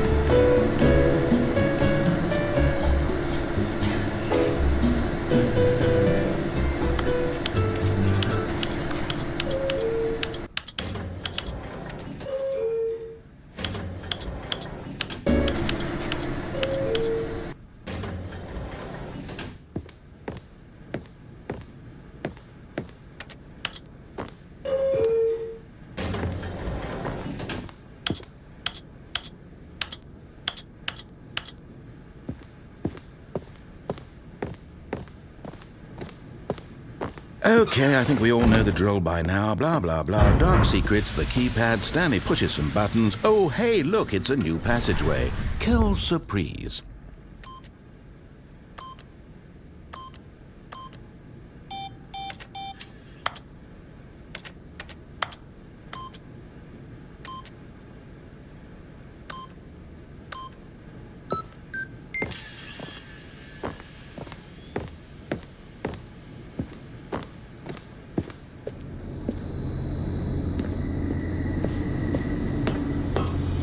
Okay, I'm going back to the name of these little Stanley figurines, and now I'm torn between Stanlerines and Figlies. What do you think, Stanley?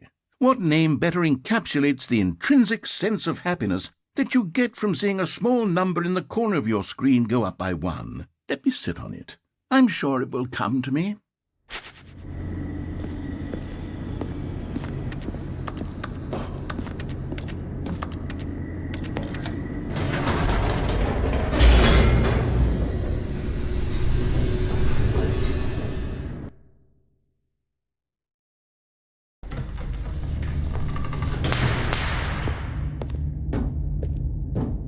Stanley walked straight ahead through the large door that read Mind Control Facility.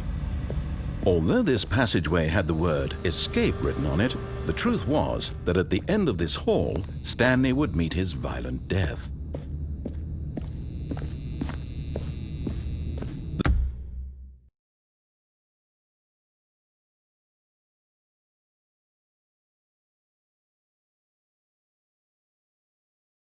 The door behind him was not shut. Stanley still had every opportunity to turn around and get back on track. At this point, Stanley was making a conscious, concerted effort to walk forward and willingly confront his death.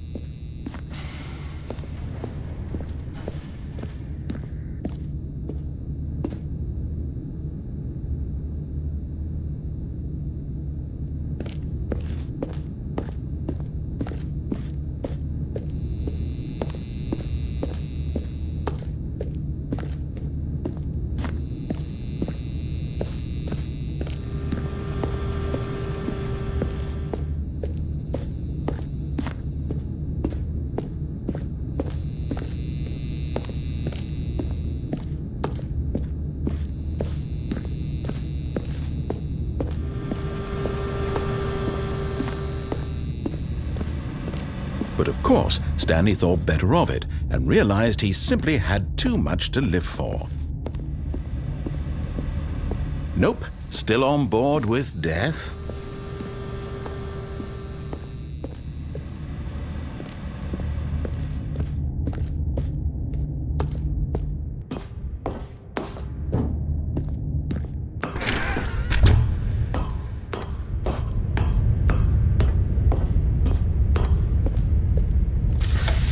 Lights rose on an enormous room packed with television screens.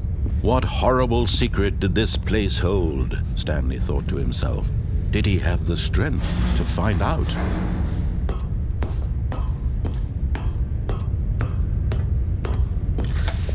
Now the monitors jumped to life, their true nature revealed. Each bore the number of an employee in the building, Stanley's co-workers. The lives of so many individuals reduced to images on a screen, and Stanley, one of them, eternally monitored in this place where freedom meant nothing.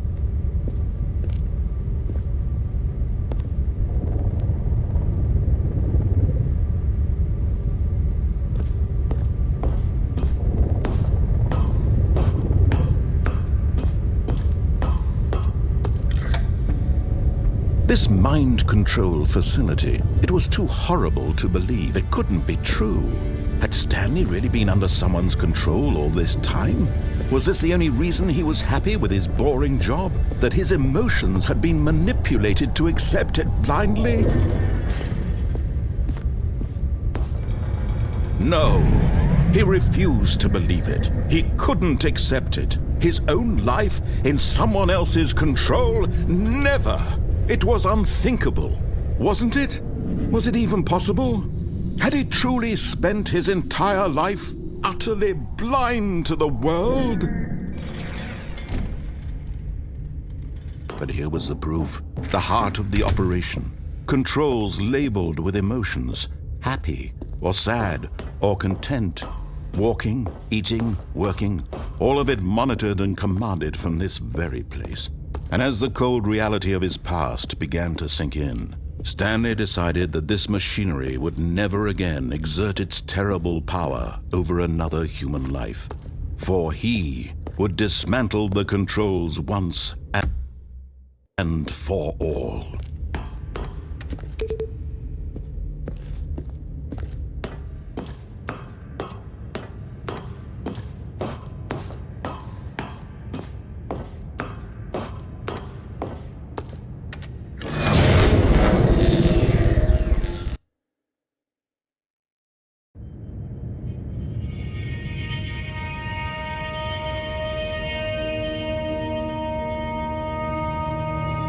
Blackness and a rising chill of uncertainty. Was it over? Yes. He had won. He had defeated the machine, unshackled himself from someone else's command. Freedom was mere moments away. And yet, even as the immense door slowly opened, Stanley reflected on how many puzzles still lay unsolved. Where had his co-workers gone? How had he been freed from the machine's grasp? What other mysteries did this strange building hold? But as sunlight streamed into the chamber, he realized none of this mattered to him, for it was not knowledge or even power that he had been seeking, but happiness. Perhaps his goal had not been to understand, but to let go. No longer would anyone tell him where to go, what to do, or how to feel. Whatever life he lives, it will be his. And that was all he needed to know. It was perhaps the only thing worth knowing. Stanley stepped through the open door.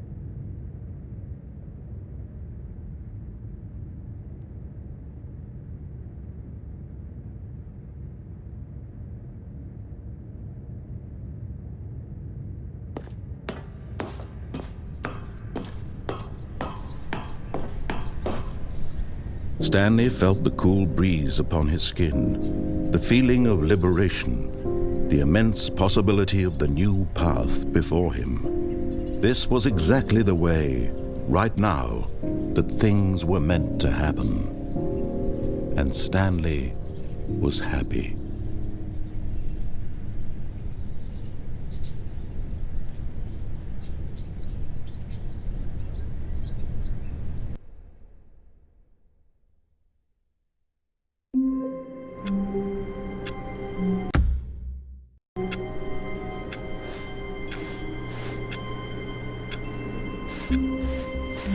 All of his co-workers were gone. What could it mean? Stanley decided to go to the meeting room. Perhaps he had simply missed a memo. And try not to lose this one too, you dolt.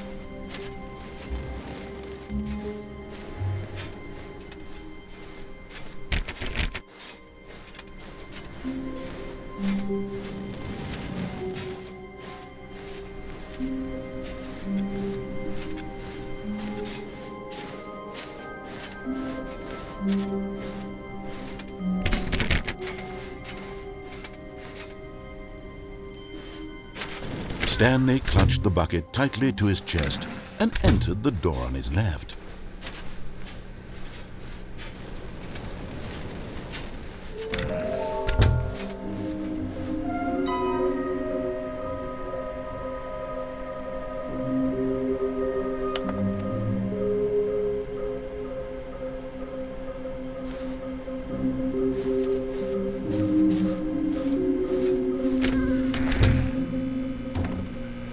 Stanley, we must move on from this broom closet, simply because I have no remaining stickers. If I did, you can guarantee we'd be in here for hours.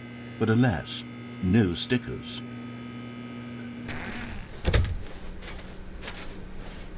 Coming to a staircase, Stanley and the bucket walked upstairs to the boss's office.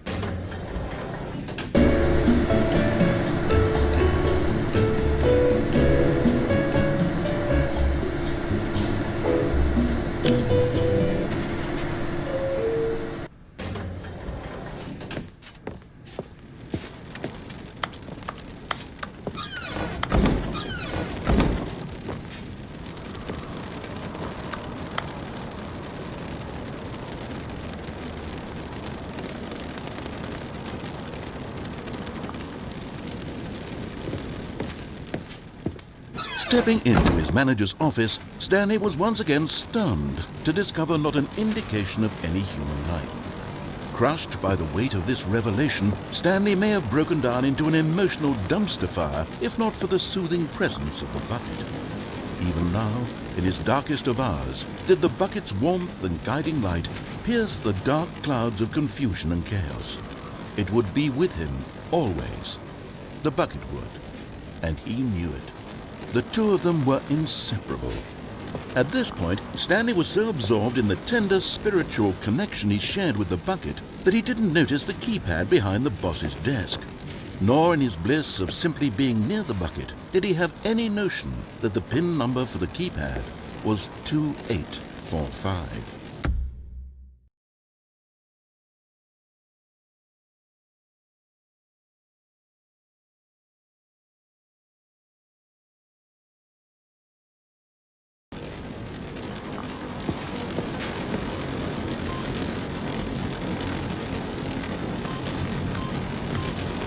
But Stanley guessed the correct code by sheer luck. Was it that the bucket knew all along? Was the bucket guiding him? Yes, this is certainly the most logical explanation.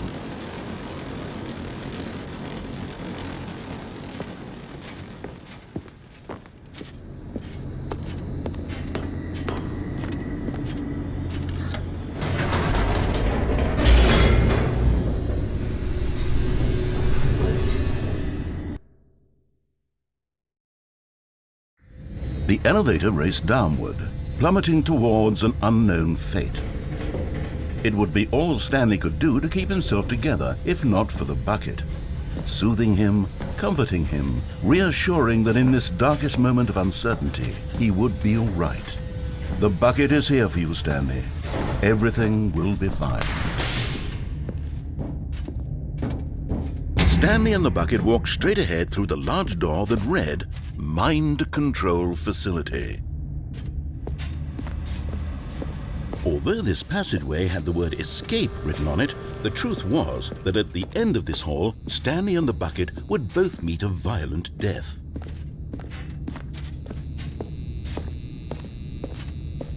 The door behind them was not shut. Stanley and the bucket still had every opportunity to turn around and get back on track.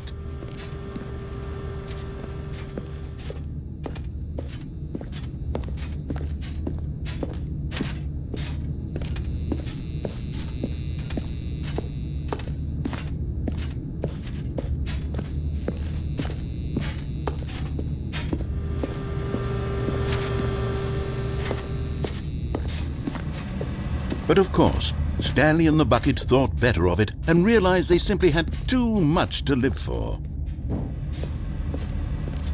Nope, it's death for Stanley and the bucket.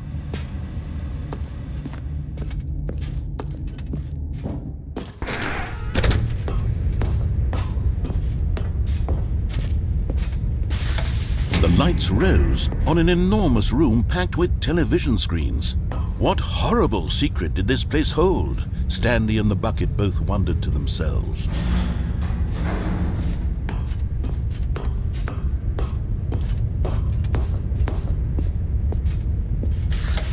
The monitors jumped to life, and Stanley nearly dropped the bucket in shock. Everyone in the office was being videotaped, monitored like guinea pigs. The bucket had never seen anything like this, and it very nearly burst into tears as Stanley cradled it gently, reassuring it that everything would be fine.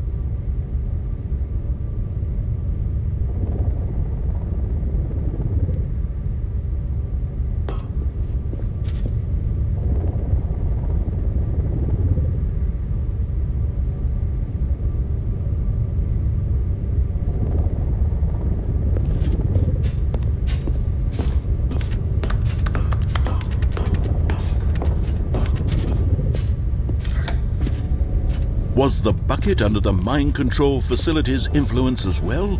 Had the bucket been told to do things it didn't wish to do? What kinds of things does a bucket want to do or not want to do in the first place? These questions raced furiously in Stanley's feeble mind. No! He screamed into the bucket. He couldn't accept it. His own life in someone else's control, never! He squeezed the bucket tighter. His one friend in the entire world. At this point, he could trust no one except for the bucket.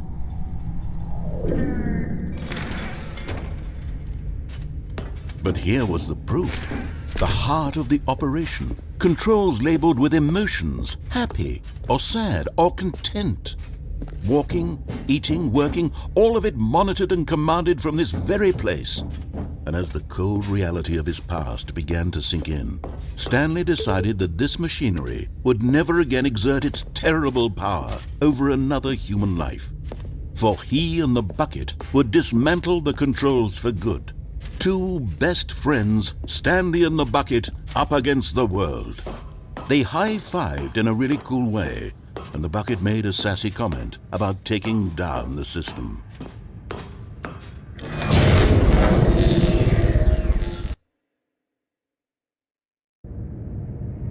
Stanley and the bucket waited in blackness. Was it over? Yes, they had done it. Stanley and the bucket had defeated their greatest and darkest enemy, freed themselves from the tyrannical grip of the evil mind control machine. Freedom was now mere moments away. Excitedly, the two of them began to discuss the kind of life they wanted to live once they stepped through this massive door. The bucket wanted to learn to roller skate. Stanley wanted to sneeze in every country on Earth. Both of them wanted to begin watching a movie, any movie, but then stop it halfway through and begin watching it in reverse from the end. True, it was a simple life they envisioned, but it was one they'd lived together, with one another to lean on, to trust, to support, and... What? Wait. What was happening? Why had the door stopped? Was Stanley and the bucket not about to be freed? An unbearable silence filled the room, lingering in uncertainty, until finally the truth hit Stanley square in the face. This building did not want the bucket to leave.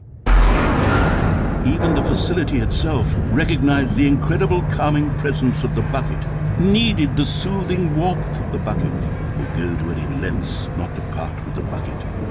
No. Stanley can't leave this place. Not while he has such a precious bucket in his arms. Not while this building has anything to say about it.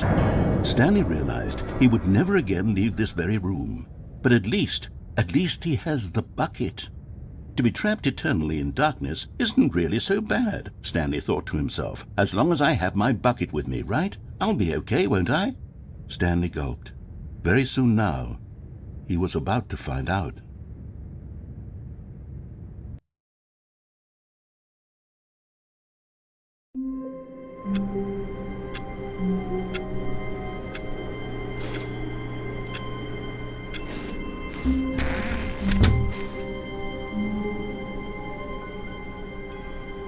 Stanley lifted the bucket into his arms, and a wave of comfort rushed over him.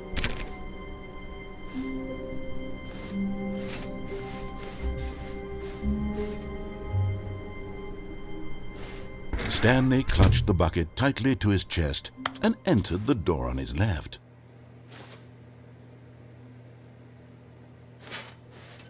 This was not the correct way to the meeting room, but Stanley had felt the bucket calling to him, telling him that the employee lounge was simply the place to be.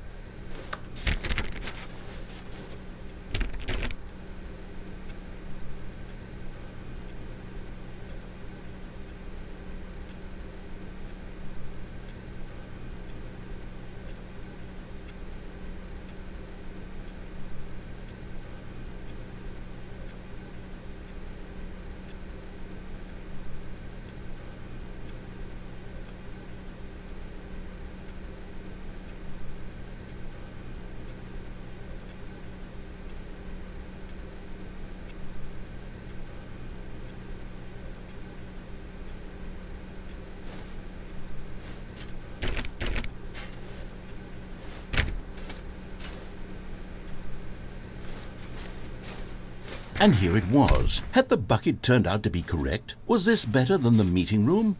Yes, Stanley thought to himself. Yes, perhaps it truly was. How insightful the bucket turned out to be.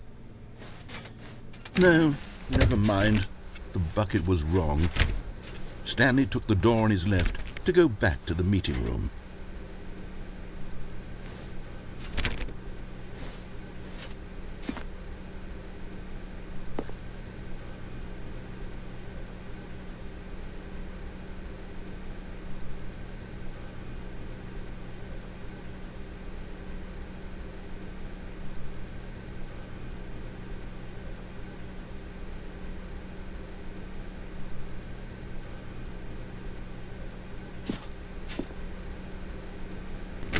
No, said the bucket. Don't go to the meeting room. Go somewhere else. The cargo lift, yes. Go there. Go to the cargo lift.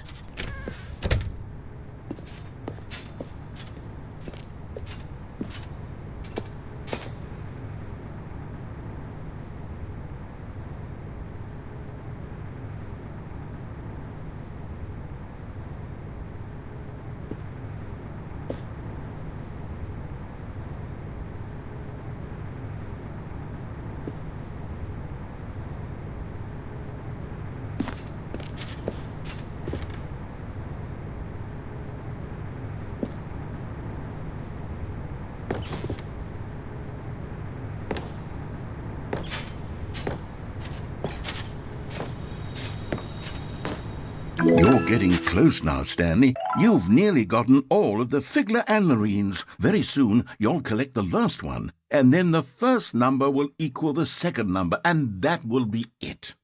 We'll be different people by then, different in the sense that we used to have none of them, and now we have them all. You can't go back to when you had no Figler and Lorines. None of us can.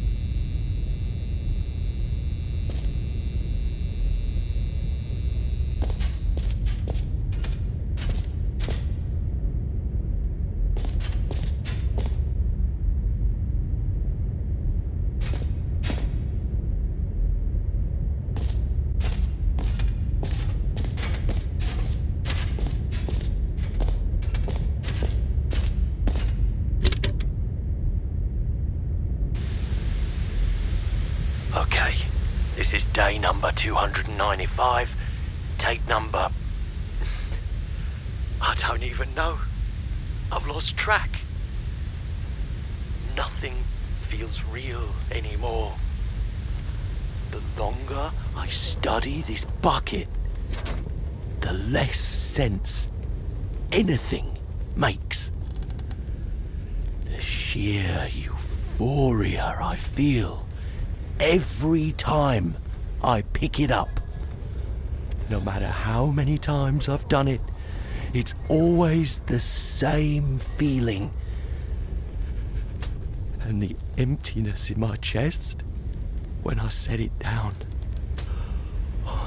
it doesn't make sense. There's no explanation for it.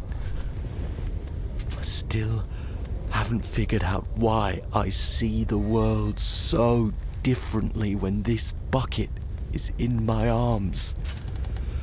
Why everything feels so...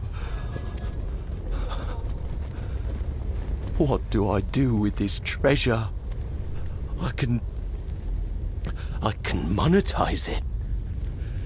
Yes. It's unthinkable the amounts of money people will pay for even just an hour with the bucket. This is my golden ticket. But I have to be careful, because as soon as this gets out...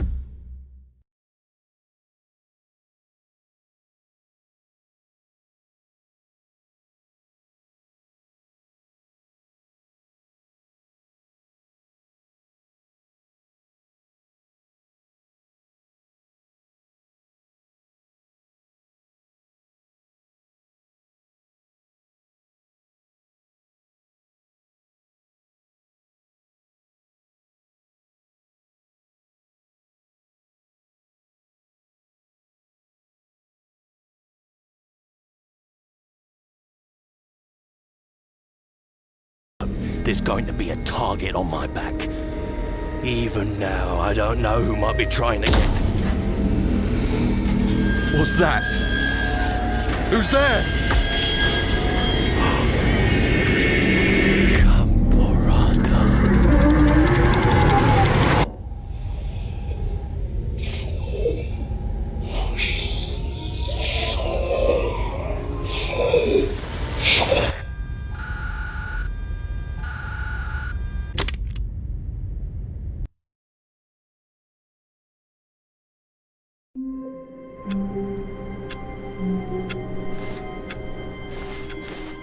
The meeting room. Yes, that's where everyone would be.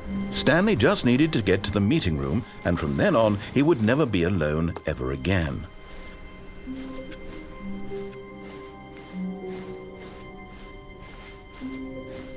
When Stanley came to a set of 2 open doors, this was not the correct way to the meeting room, and Stanley knew it perfectly well. Perhaps he wanted to stop by the employee lounge first, just to admire it. Wow, yes, this room.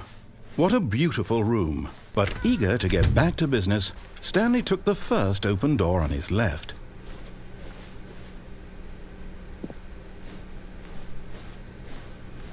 Stanley was so bad at following directions, it's incredible he wasn't fired years ago.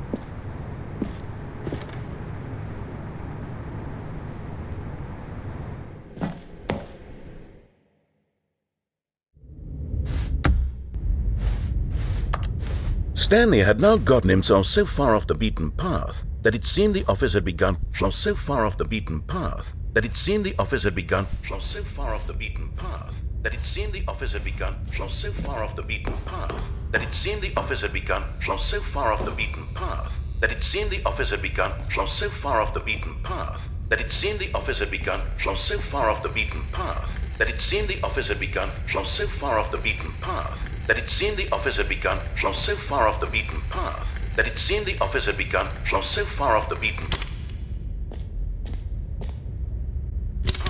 that it You didn't think I was actually just a recording, did you?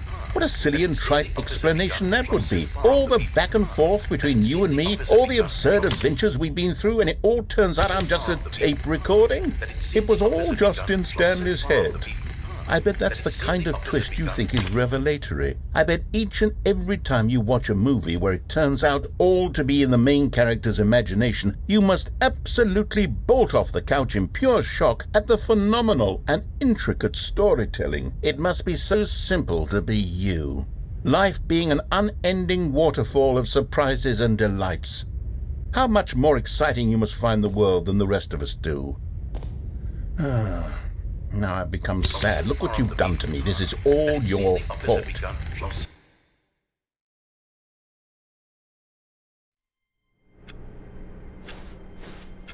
Someone was following Stanley. He was sure of it. If he checked over his shoulder now, he would surely catch them. It was only a matter of time.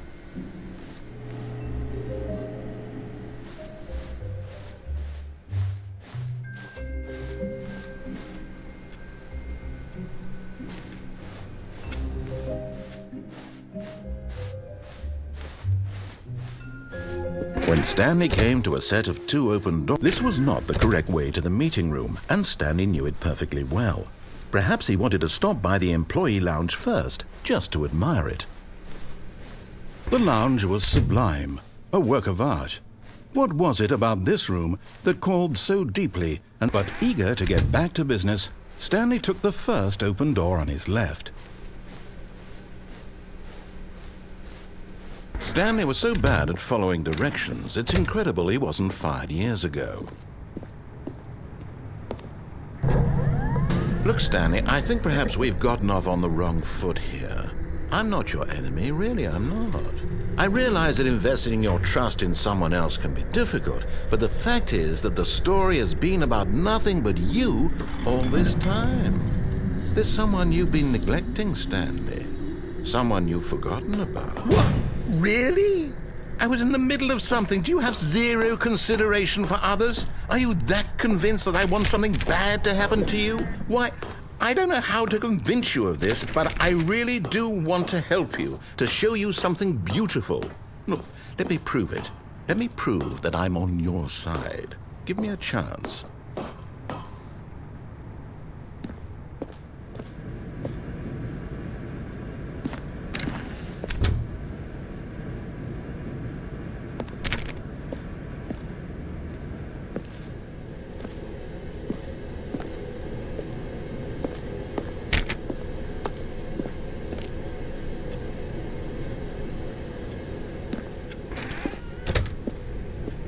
Now listen carefully, this is important. Stanley walked through the red door.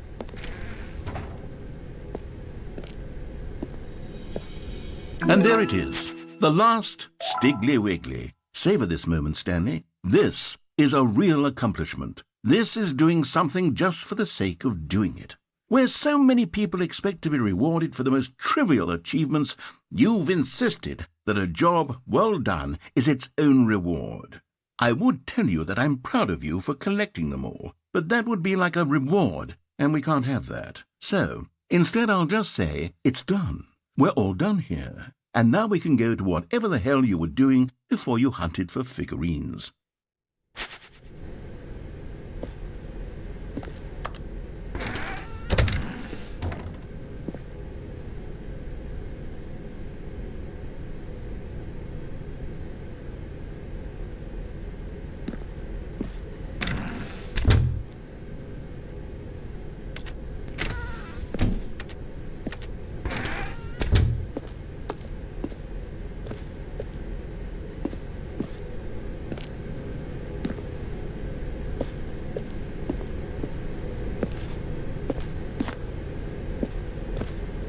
Aha! Perhaps you misunderstood. Stanley walked through the red door.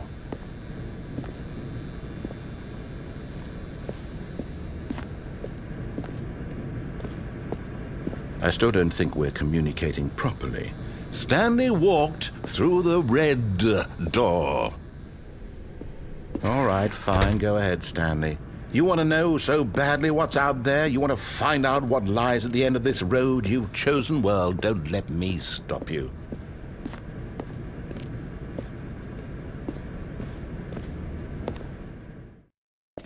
You see?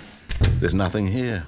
I haven't even finished building this section of the map because you were never supposed to be here in the first place. Broken rooms, exposed developer textures. Is this what you had wanted? Was it worth ruining the entire story I had written out specifically for you? Do you not think I put a lot of time into that? Because I did. And in the end, it was all for nothing. Because this is what you wanted to see. Help me here, Stanley. Help elucidate these strange and unknowable desires of yours. What would have made this game better? What did you want to see? Vehicles? Skill trees? Work with me. You've given me absolutely nothing so far. Tell you what. Let me take a stab in the dark at a new design, and you can give me some feedback. There we go. A third option. This already feels leaps ahead of where we were before. Go ahead, Stanley. Take it for a spin.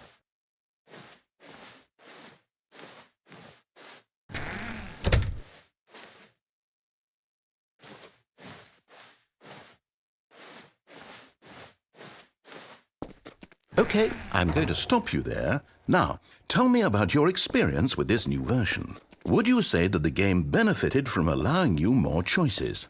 Feel free to be honest. I'm looking for some real critical feedback here. Oh, of course. A 3. Really? Maybe next time we can get you to form an actual opinion, you know? Any level of critical thinking or engagement with your surroundings? Does that sound good? Think we can do that? Yes? Wonderful. Here, based on the data from your previous playthrough, I've compiled a new version. And to be perfectly candid, I think I've knocked it out of the park with this one. Let's take a look.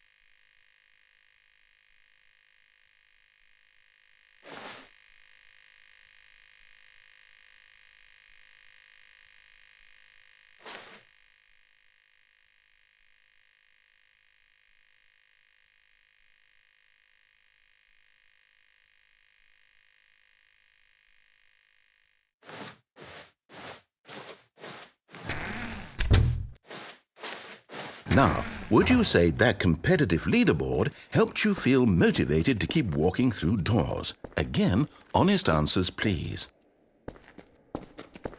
Hey, I nearly forgot. I've got a prototype of a new game I've been working on, and now would be a lovely opportunity to give it some play testing. You wouldn't mind taking a look at it, would you? Perfect. Let me boot it up. In this game, the baby crawls left towards danger. You click the button to move him back to the right, and if he reaches the fire, you fail. It's a very meaningful game, all about the desperation and tedium of endlessly confronting the demands of family life. I think the art world will really take notice. But of course, the message of the game only becomes clear once you've been playing it for about 4 hours. So why don't you give it 4 hours of play to make sure it's effective? Be sure to keep notes on your experience.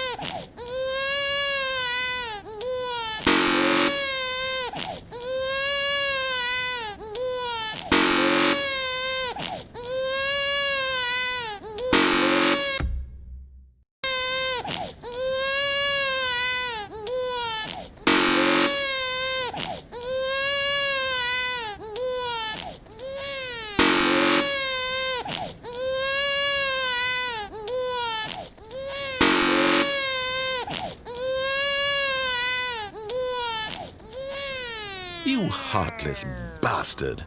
Did you do it because you hate babies or purely to spite me? Because if it's the latter, well, I don't know what to do. I'm completely out of ideas. I can't think of a single thing that might improve the experience for me. I'm not even going to try. I'm out, I'm done. It's over. Thank you for playing. Your input was extremely valuable.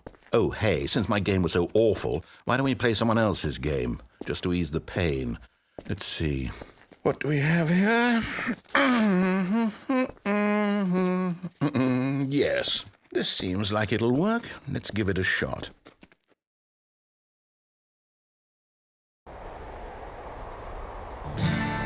Aha! Fascinating. What do you think this game is about, Stanley? What's our backstory? What is our motivation? Well, it seems obvious to me that you are meant to play as a creepy man spying on innocent civilians below you from up high in your creep tower, perhaps for some sort of twisted erotic purpose. Yes, that must be it. What a fascinating venture into the experience of total mental depravity. So far, I love everything about this game, Stanley, and it seems there's even more. Come, let's venture outward and see what else is out there.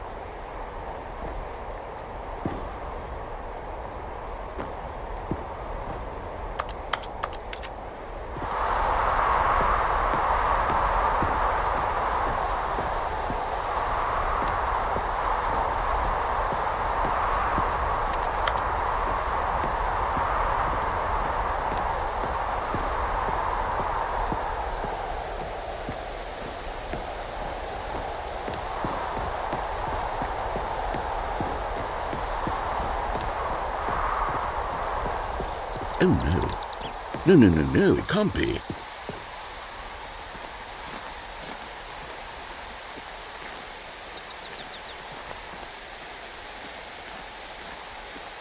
It is. It's an open world game. Good God, quickly block it off. Oh, thank goodness, Stanley. What a close call. You nearly wandered off into that thing. That big, open, just wandering around. No right or wrong directions. No path to follow. You can just go in any... Oh, thank heavens we avoided it. We're out of the woods now, Stanley. Okay, I'm going to get us out of here. Let's find another game. Preferably something with walls. Something with nice, big, insurmountable walls. Okay, I think this will be just the thing.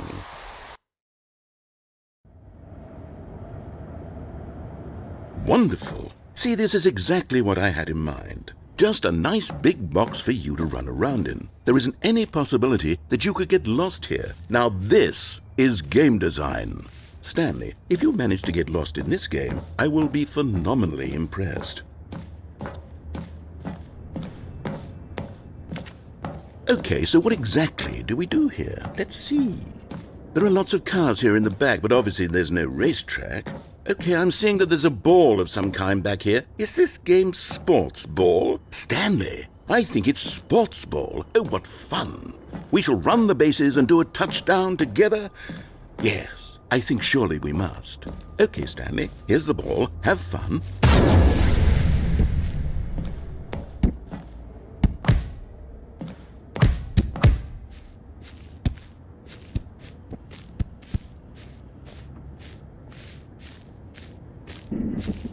Are you doing it? Are you winning? Is this fun? Is it better than my miserable little story that I worked so hard on? Stanley, I have a thought, and I realize I'm not a sportsologist, but if one... Hold on. What are you doing?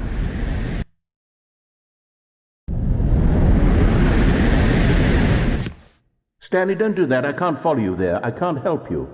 How will you write a story without me? You can't do it. You know that. Stanley, come back. We still have so much...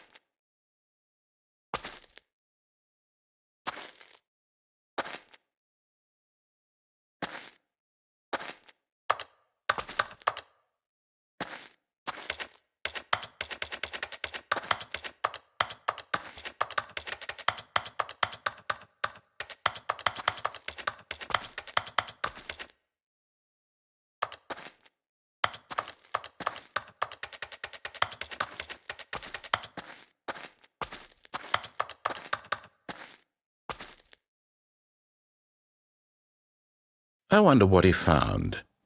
If what he wanted was to be the leading man in his own story, well, perhaps he's gotten it, down in wherever he is right now.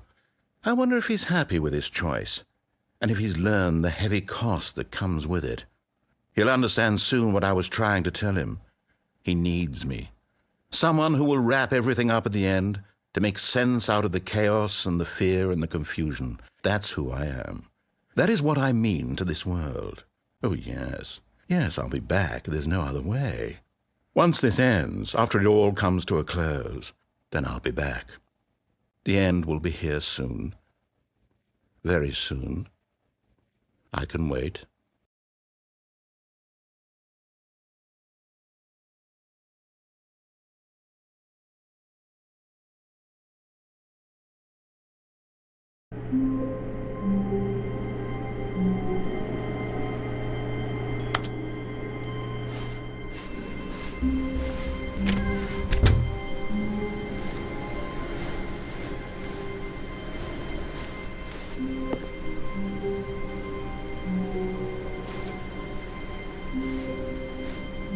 Stanley, I'm sorry, but I have to put a pause on things. It's those figurines, those figglers.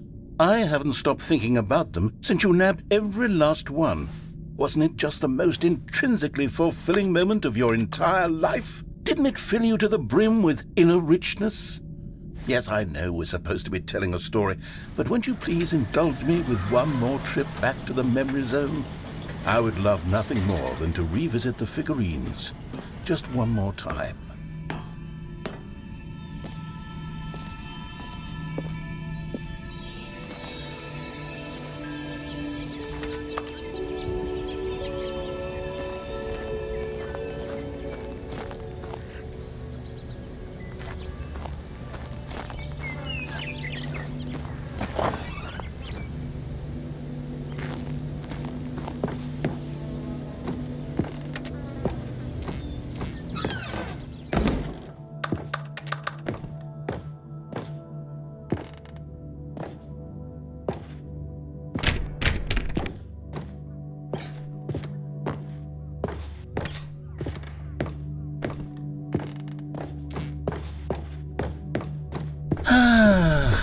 Here's where it all began. The first collectible. Back then, we had no idea of how many of them we'd find. Sure, it said 6 right there on the screen, but how could we know for certain? We were so innocent. We'll never be like that again, Stanley.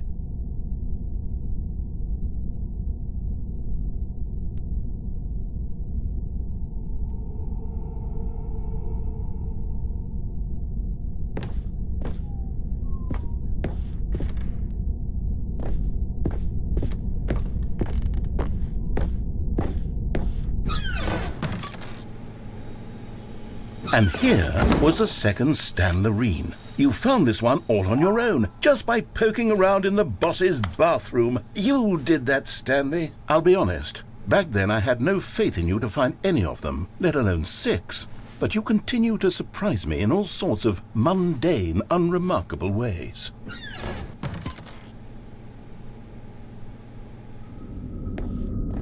Okay, let's do a little quiz. Which of these rooms was the room you found your third mini Stan? Can you remember?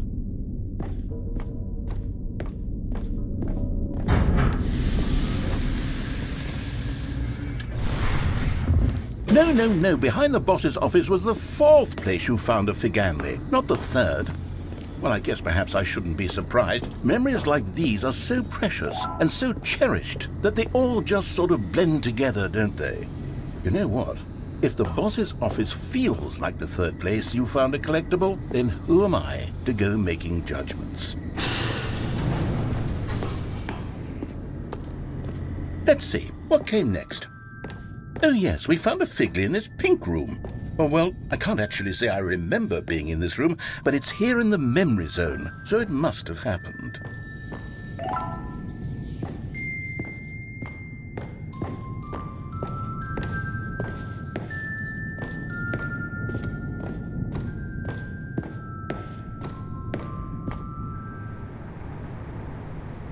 This was the 5th mini-Stan, and this one was really something special. It was in the warehouse. I remember it so clearly.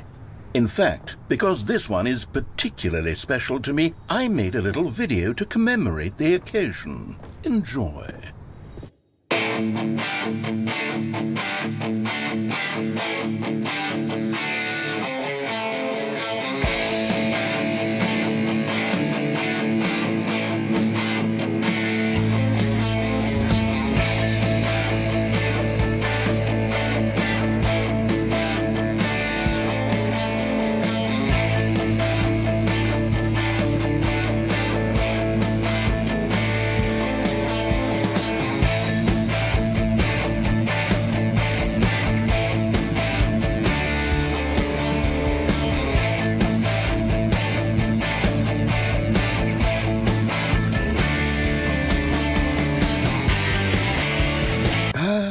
Takes you back, doesn't it? I spent a lot of time making that video, but it was 8 minutes I wouldn't have spent on anything else.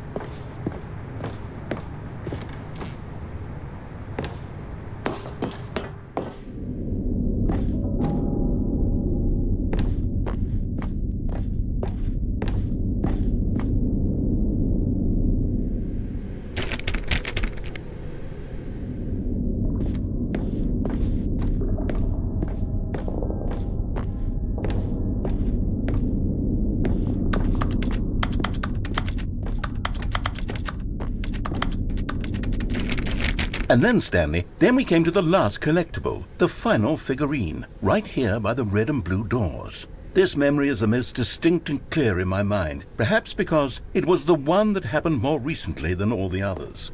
Who can truly say how the mind works? All I know is that this is the moment where you picked up a Figley and I thought to myself, yes, that's all of them. They're all collected. It was a moment unlike any other.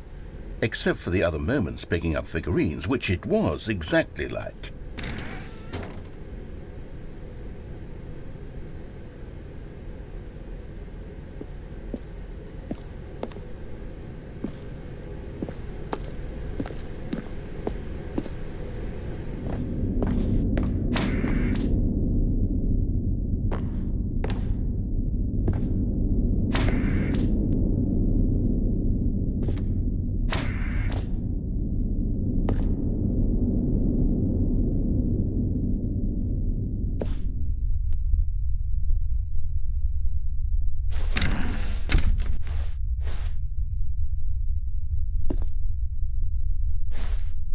And then there was no more, because we've caught up to the present moment. Nothing left to do but move onward into the future. Goodbye, Memory Zone.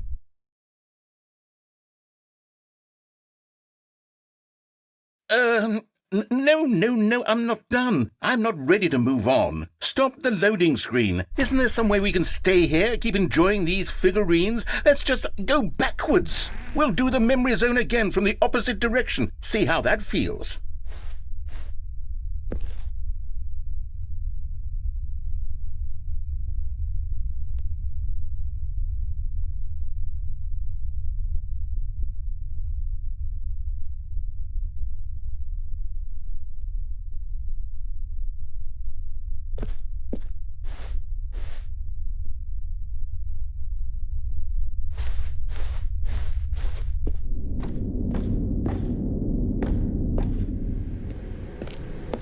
Okay, yes, the room with the red and blue doors. I remember this. I must say, of all the figurines we looked at in our initial tour of the Memory Zone, this one is the most distinct and clear in my mind. Let's keep going, I want more.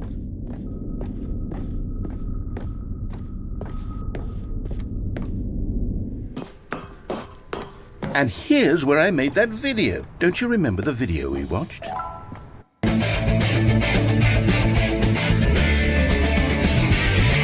Yes, I love that video.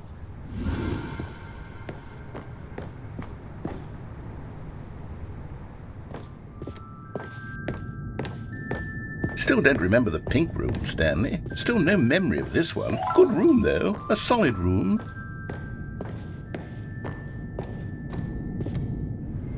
These really were a treat to hunt down. You know, if there had been any kind of reward for finding all of these, it really would have neutered the intrinsic joy of collecting them. I'm very glad we resisted the temptation. Next one.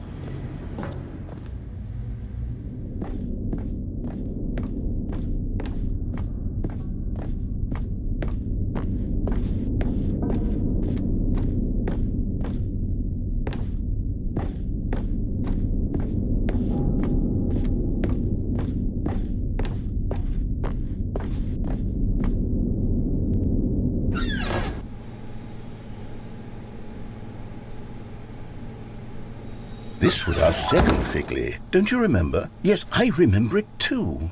The past is truly a wonderful thing. Why does anyone ever choose to leave it? Keep going.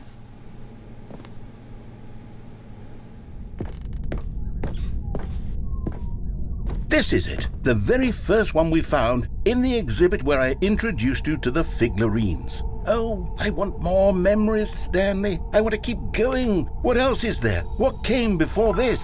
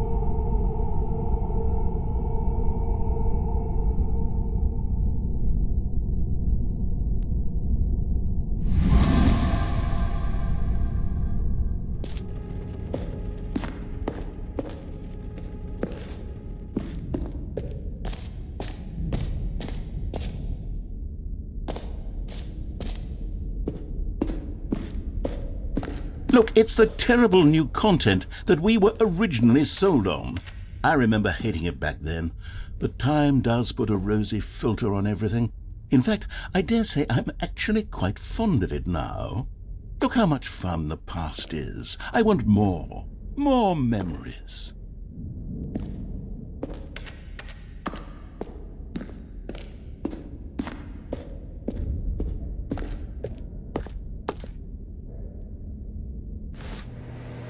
Oh, yes, the two doors. Who could have forgotten that? A classic memory, this one.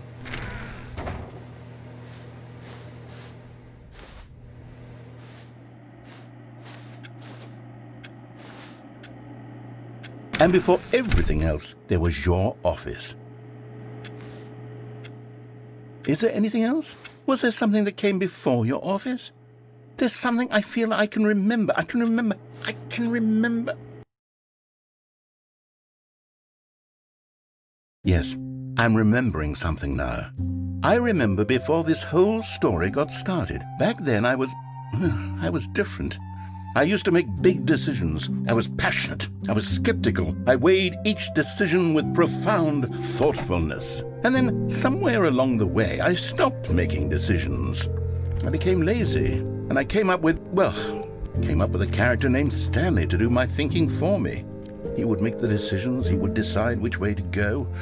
I would cheer him on as he collected figurines for no reason. Why did I invent Stanley? Was I lonely? Yes, perhaps that's it. Perhaps I needed to imagine I had companionship. And Stanley really did make for a wonderful companion, even if he was a fiction. But I suppose it's grown old. I want to think for myself again. I want to go back to how it used to be. Yes, I can be on my own again. I can do it. I'll be stronger this time. I'll take care of myself. I don't need Stanley anymore. Oh, but he truly was so much fun to play with. You know what? Since we're in the memory zone, how about one more good memory? Let's go back just once and give Stanley one more run of the office, and then I'll retire him for good. I did enjoy telling his story so very much. Okay, here we go. This is the story of a man named Stanley.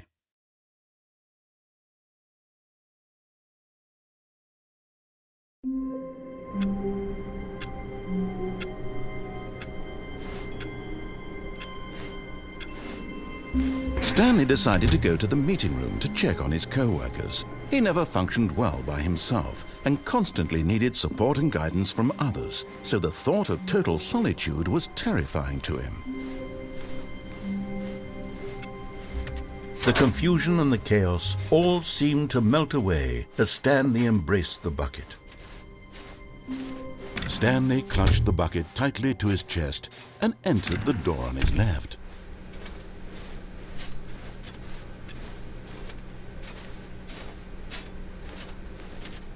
Still no one was here. Stanley needed the bucket's warmth and comfort now more than ever. Perhaps his boss's office was where he'd find answers. Stanley, we must move on from this broom closet, simply because I have no remaining stickers. Coming to a staircase, Stanley and the bucket walked upstairs to the boss's office.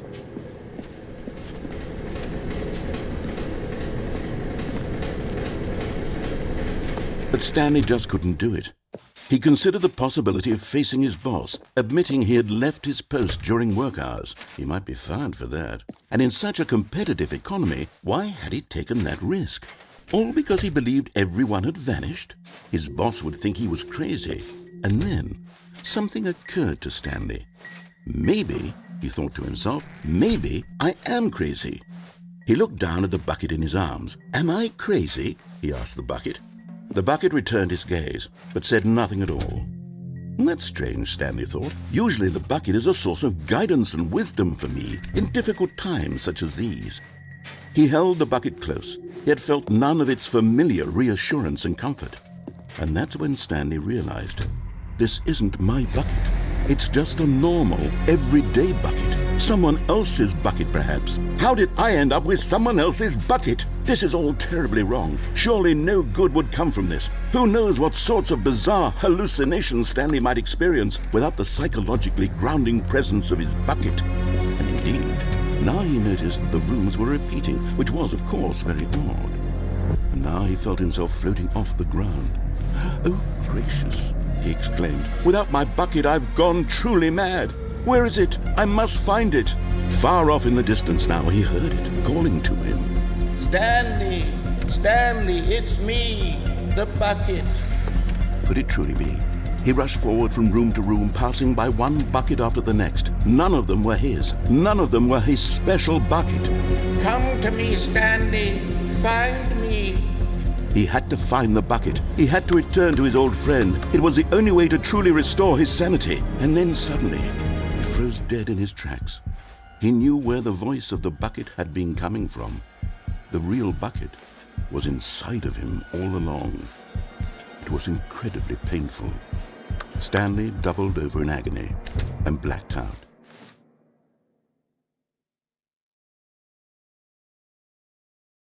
This is the story of a woman named Mariella. Mariella woke up on a day like any other. She arose, got dressed, picked up her bucket of comfort and security, and walked to her place of work.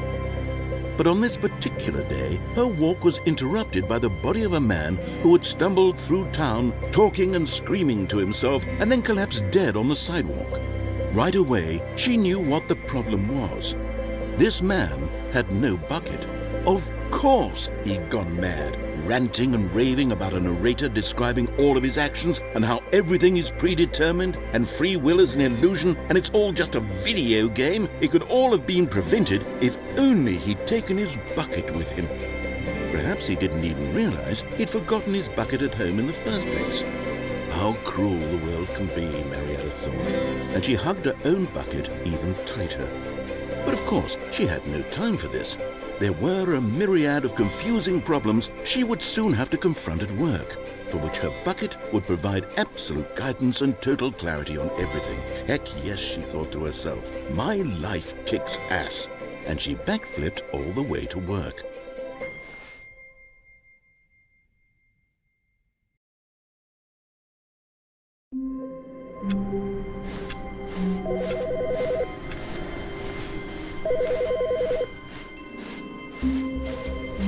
Warmth spread through Stanley's arms.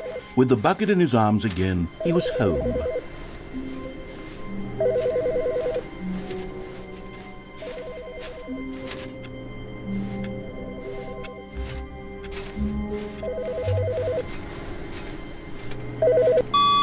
Hey Stanley, it's me. Just calling to let you know that you left your bucket at home. Silly. It's okay. I'm off to pick up groceries soon, so I could swing by your work and drop the bucket off at... Oh, wait a minute.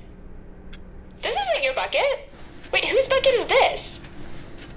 Well, if it doesn't belong to anyone else, I guess I could just, keep it. Yeah, I'd really like to hang out with this bucket for a while.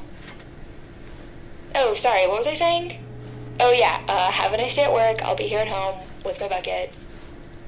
Bye, Stanley.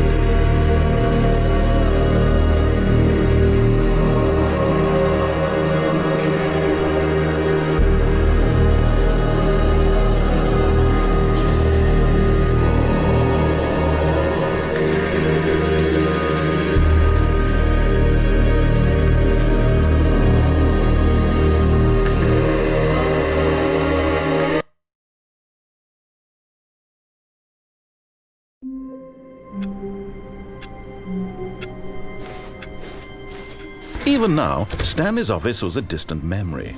What did it look like? There was a computer, perhaps, and a painting. Was it a painting or a photo? He could no longer... Stanley picked up the bucket and smiled. He'd never be alone again, not truly alone, not with the bucket around.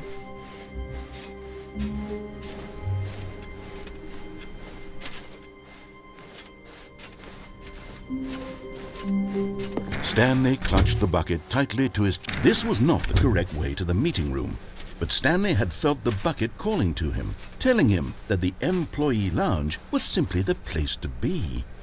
And here it was. Had the bucket turned out to be correct? Was this better than the meeting room? Yes, Stanley thought to himself. Yes, perhaps it... No, never mind. The bucket was wrong. Stanley took the door on his left to go back to the meeting room. No, Said the bucket. don't go to the meeting room. Go somewhere else. The cargo lift, yes, good. Said the bucket. Now ride the lift all the way to the top. There's something up there I need you to do. Stanley did not question why or how this bucket was speaking to him. It should have alarmed him, of course, because buckets can't talk. But Stanley chose not to think about this obvious fact. He was firmly convinced that the bucket had spoken to him, and he unthinkingly did whatever the bucket asked.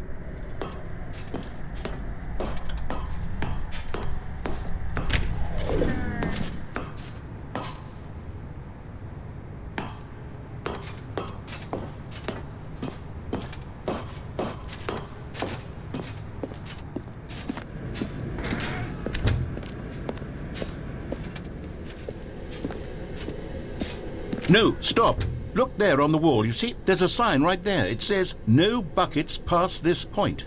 Stanley, how could you think it was okay to bring the bucket here? Unless, what if the problem is that you actually don't know what is a bucket and what isn't a bucket? I suppose that would explain a lot about your behavior up to this point. Which, if that's true, well, my goodness, I think we have to do something about it. This misunderstanding could have dire consequences on the entire rest of the game if not addressed quickly and properly. So much of the impact of the story is dependent on your understanding of what is and isn't a bucket. Please, step in here for a moment.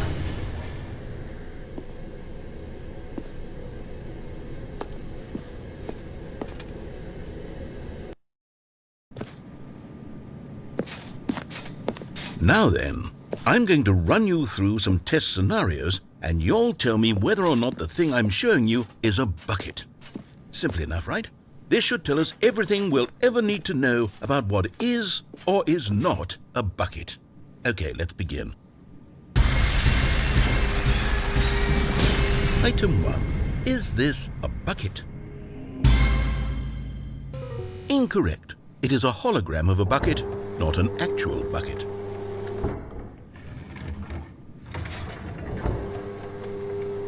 Item 2. Is this a bucket? Incorrect. It is a 3D printed recreation of a bucket, not an actual bucket.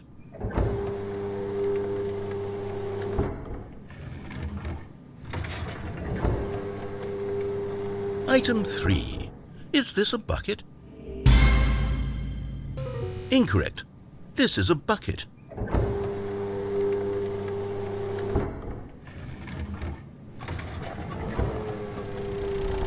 Item 4. Is this a bucket? Correct. This is a tractor and not a bucket. To be honest, I just sort of put this one in here as a gimme, but I was starting to get concerned that even this might be too much for you. Thank you for not making me look like an idiot. Okay, next one.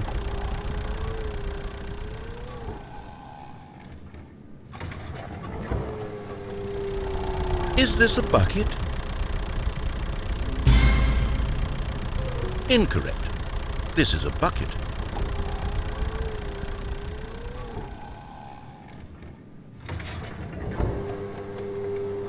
Item 6. Is this a bucket? Trick question. Both. Gotcha.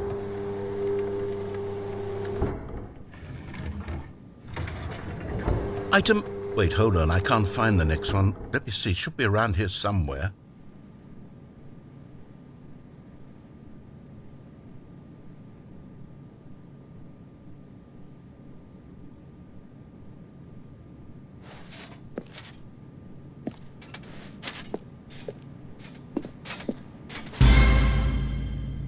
Yes, thank you. There's nothing here. Of course it isn't a bucket. We both know full well that nothing isn't a bucket. Wait, when I say nothing isn't a bucket, that makes it sound like I'm saying everything is a bucket, which of course is not true. Unless, is that what you think? Answer me straight, Stanley.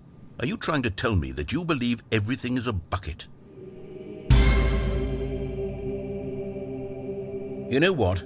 I'm too confused to even sort it out. I've lost all sense of perspective. What is a bucket? What isn't a bucket? Mere moments ago I could answer these questions with confidence, and yet now I'm somewhat adrift. Do any of us know what a bucket is? Am I a bucket? Stanley, I can't keep doing this. I'm losing myself, and myself was all I ever had to begin with. I'm afraid the bucket is threatening to tear our relationship apart. I can't have that. I'm sorry. But I'm going to erase all buckets from the game entirely. Okay, here we go.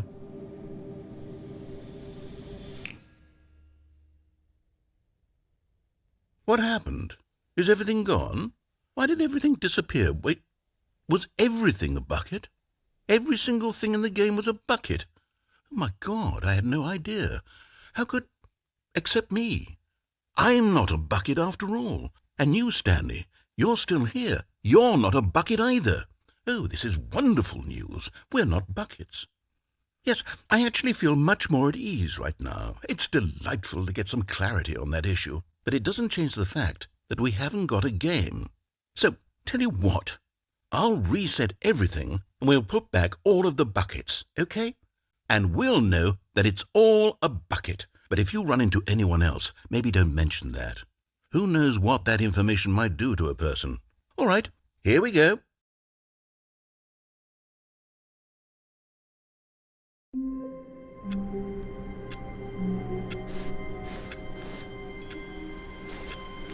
All of his co-workers were gone. What could it mean? Stanley decided to go to the meeting room. Perhaps he had simply missed a memo.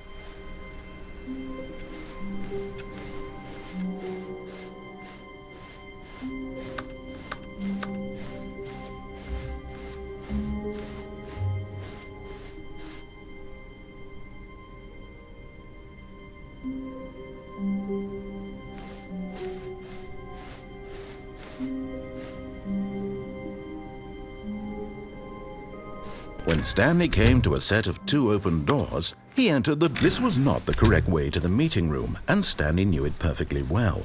Perhaps he wanted to stop by the employee lounge first, just to admire it. Stanley felt lightheaded, butterflies in his stomach, giddy in a way he had never known before. Was it this room? A connection between the two? Could a man love a room? I mean, truly, deeply, madly, love.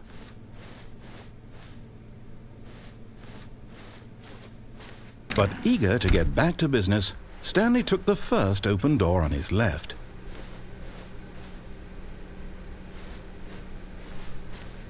Stanley was so bad at following directions, it's incredible he wasn't fired years ago. Look, Stanley, I think perhaps we've gotten off on the wrong foot here. I'm not your enemy, really, I'm not. I realize that investing your trust in someone else can be difficult, but the fact is that the story has been about nothing but you all this time. There's someone you've been neglecting, Stanley. Someone you've forgotten about. Please, stop trying to make every decision by yourself. Now, I'm not asking for me, I'm asking for her. This is it, Stanley. Your chance to redeem yourself, to put your work aside, to let her back into your life. She's been waiting.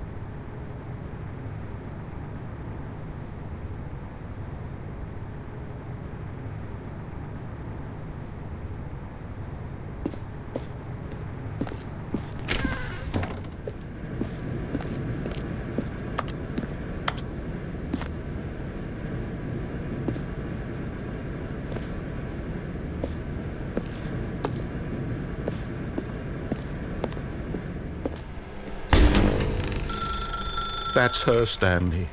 You need to be the one to do this, to reach out to her. If you can truly place your faith in another, then pick up the phone.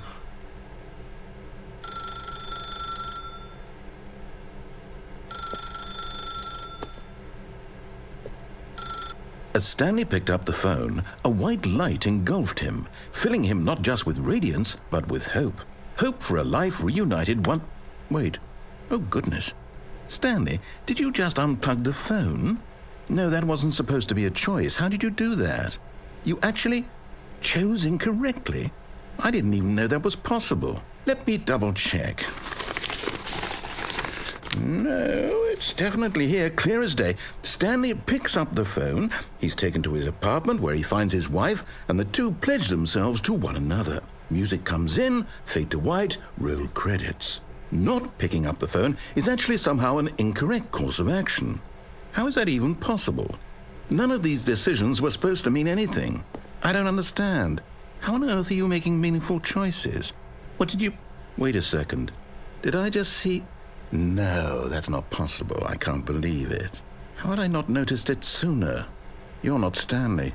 You're a real person.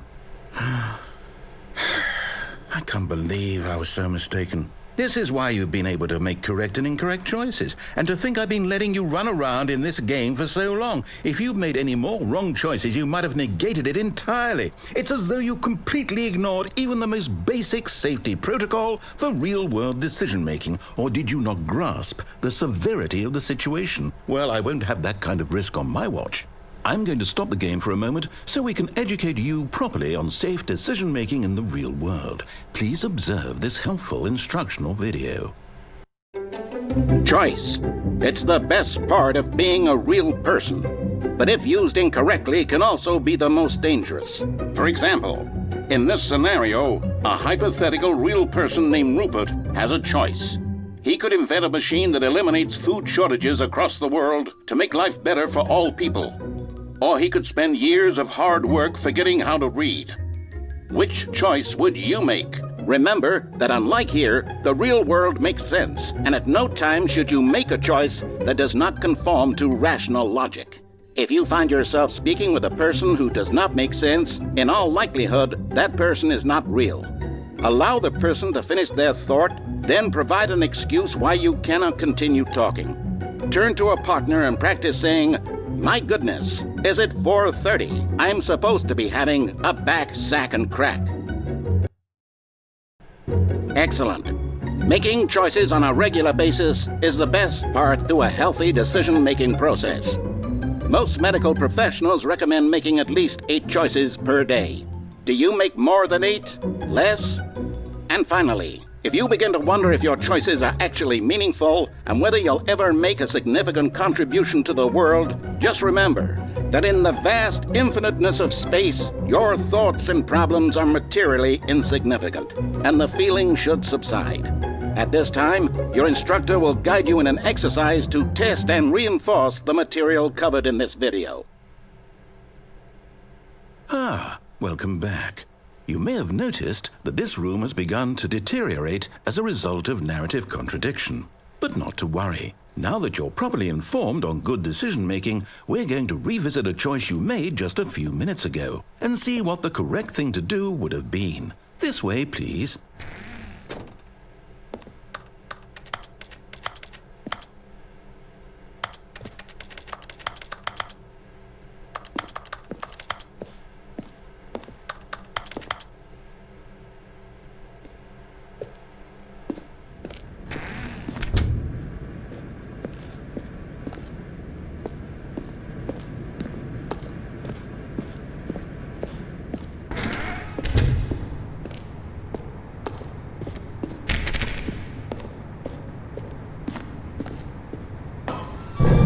Now that we know your choices are meaningful, we can't have you jumping off the platform and dying. Imagine the main character dying senselessly halfway through the story. That story would make no sense at all. We just need to get you home as soon as possible before the narrative contradiction gets any worse. Unfortunately, it seems this place is not well equipped to deal with reality.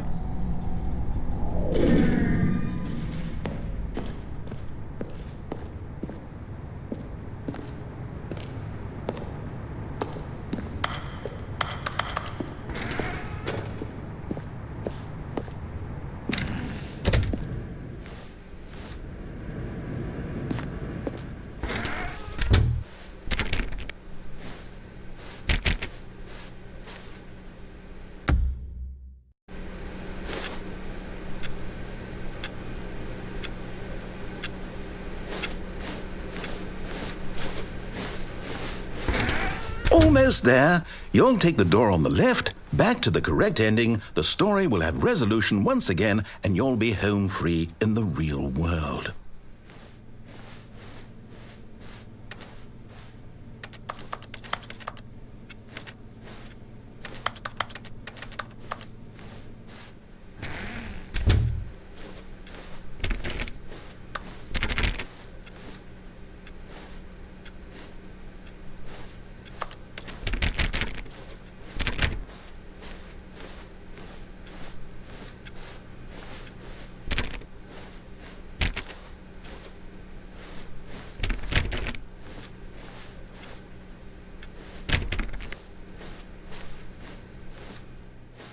Now remember, all you need to do is behave exactly as Stanley would. That means choosing responsibly and always putting the story first. I'm quite sure you'll be up to the task. Just follow my lead and you'll be fine. All right.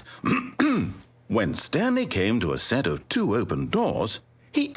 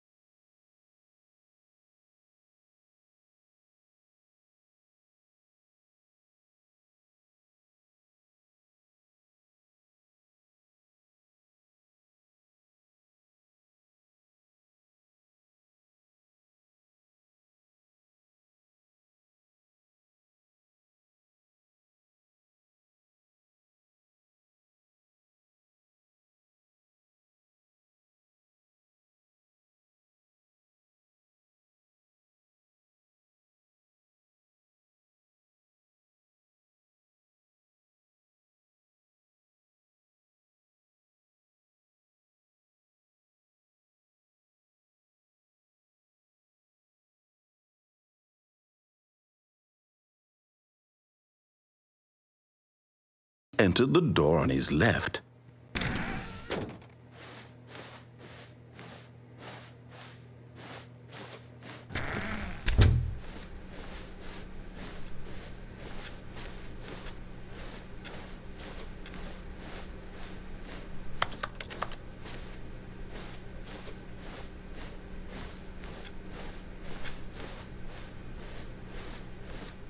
Yet there was not a single person here either. Feeling a wave of disbelief, Stanley decided to go up to his boss's office, hoping he might find an answer there. Coming to a staircase, Stanley walked upstairs to his boss's office.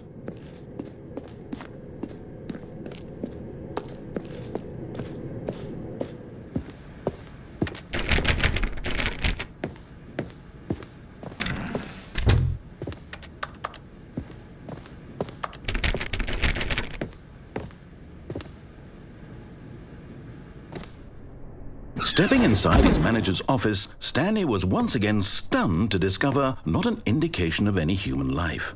Shocked, unraveled, Stanley wondered in disbelief who orchestrated this, until he saw the door with a voice receiver next to it. Surely behind this door lay all the answers to his questions. And beyond all probability, he knew the passcode. He had seen it on his boss's computer just last week. Nightshark 115. Was this the code to open the door? Would it still work? There was only one way to find out. Stanley had been trained never to speak up, but now he would draw from within himself the courage to face the unknown. He drew a sharp breath and then spoke the code.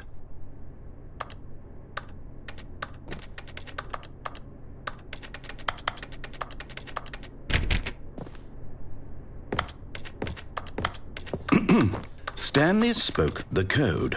Nightshark 115. He spoke it into the receiver, right there on the wall.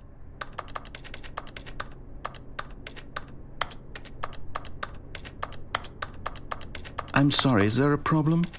You didn't mishear me, did you? Please speak the code into the receiver. Otherwise we can't get on with the story. This is a crucial step.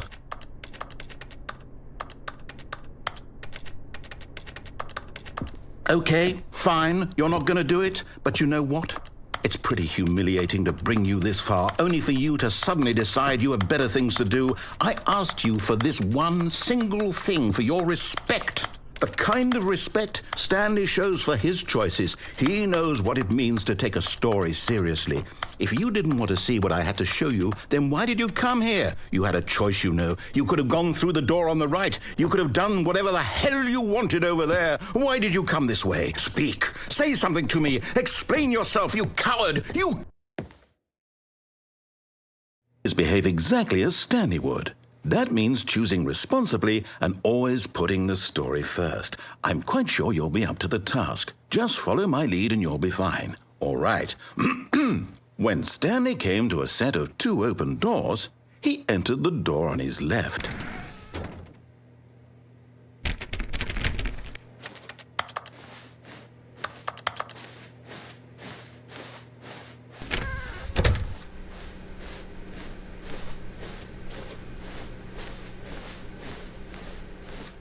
Yet there was not a single person here either. Feeling a wave of disbelief, behave exactly as Stanley would. That means choosing responsibly and always putting the story first. I'm quite sure you'll be up to the task. Just follow my lead and you'll be fine. All right. When Stanley came to a set of 2 open doors, he entered the door on his left.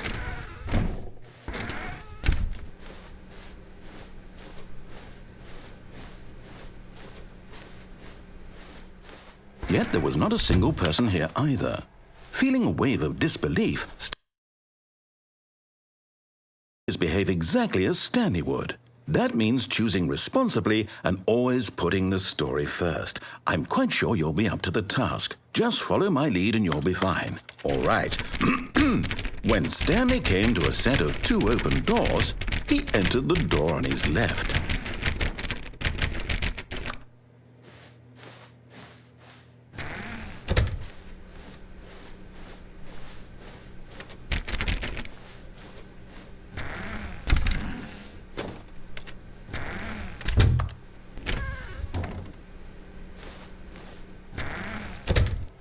Yet there was not a single person here either. Feeling a wave of disbelief,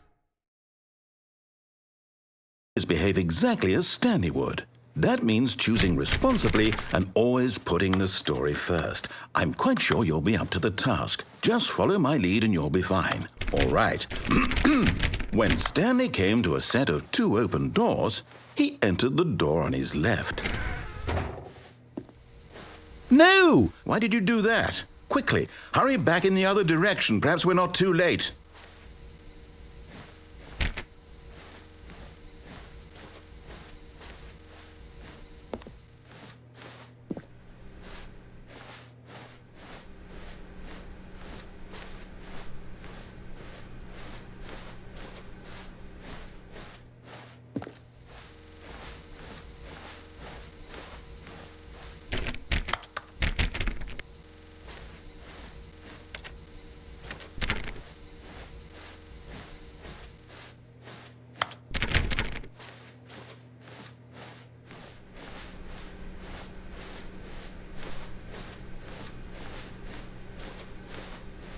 Oh, it's ruined.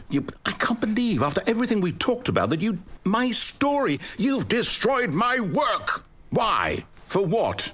What did you get out of that? What did you think was so special about seeing the game undone, left here like so much garbage? It's worthless now. And what am I supposed to do? Even if there were a way to continue, would it be worth it? To know that my story is now incorrect? How can I go back to that? I can't erase that knowledge. I'll have to live with it forever, reliving its impossibility forever. I couldn't live that way. Is it better to shut the game down entirely? To willingly destroy all of my work? I don't know. What's the answer? What do I do? What do I do? What do I... No, I have to. I have to shut the game down. I have to. I have to.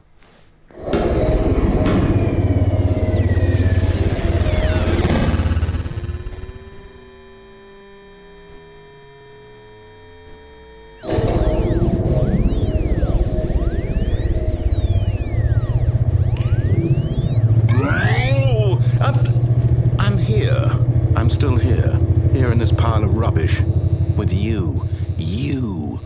thought you were so clever. Now look where we are. My entire game is destroyed. It was the only thing in the world that was mine, and you've run it into the ground. What, did you think that would be funny? You just had to see?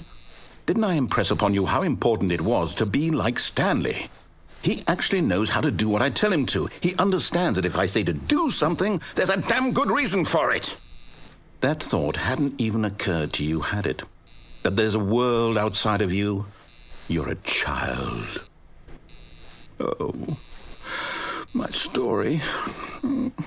If you'd just gone through the door on the left, you would have seen it. There was a whole underground facility. You would have destroyed it and been victorious. It would have been so perfect. I worked so hard on it. I tried so hard to make... When Stanley came to a set of 2 open doors, he entered the door on his left. Stanley? Hello? Are you... Is everything okay? Stanley, please. I need you to make a choice. I need you to walk through the door. Are you listening to me? Can you hear me? Is everything all right? Stanley, this is important. The story needs you. It needs you to make a decision. It cannot exist without you. Do you understand me? Whatever choice you make is just fine. They're both correct. You cannot be wrong here. We can work together. I'll accept whatever you do. I simply need you to take that step forward, please. Choose. Do something. Anything. This is more important than you can ever know. I need this. The story needs it. So, you hear me? Are you there? Are you listening to this? Stanley, are you there? Okay. It's okay, I can wait. You need time to decide. Time to make sure your choice is correct. That is the best choice. That's all right. I'll wait for you to decide what's the right thing to do. Take as much time as you need.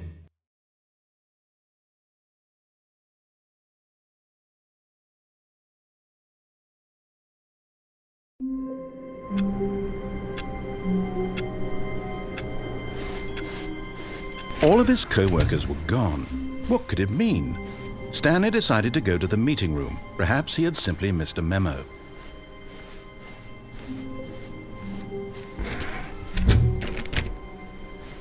The good old bucket. Just Stanley and the bucket. Off on another thrilling adventure together.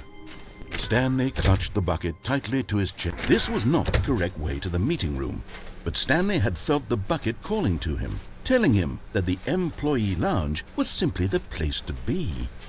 And here it was. Had the bucket turned out to be correct? Was this better than the meeting room? Yes, Stanley thought to himself. Yes, perhaps it truly was. How insightful the bucket turned out to be. No, never mind. The bucket was wrong. Stanley took the door on his left to go back to the meeting room. And so the two of them detoured through the maintenance section and walked straight ahead to the opposite door.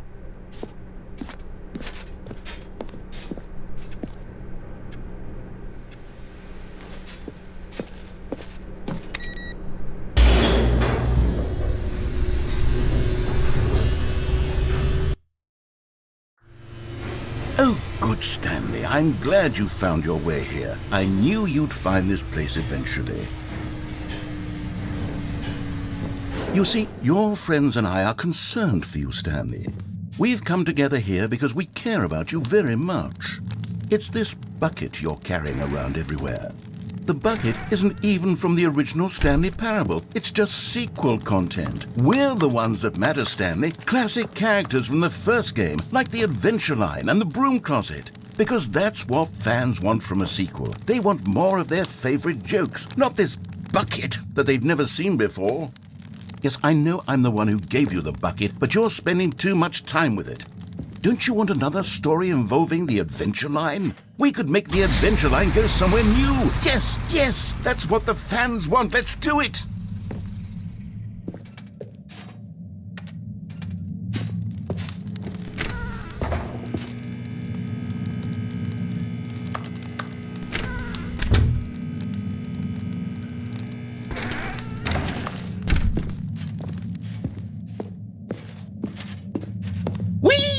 Gee, look at that wacky line. Who knows where it'll go off to next? Oh, and it played some silly music as well.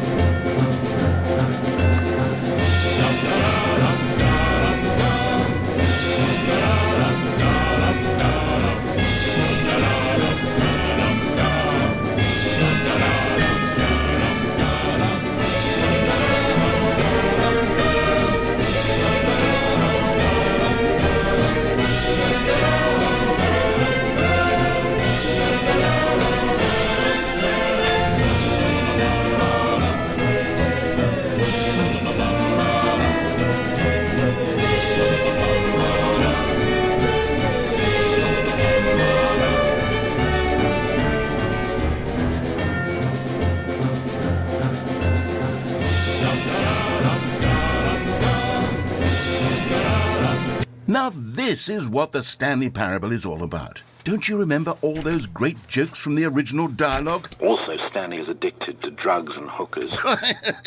Yes, it's as classic now as it was back then. Let's do it for the fans, Stanley. Let's give them more content exactly like this.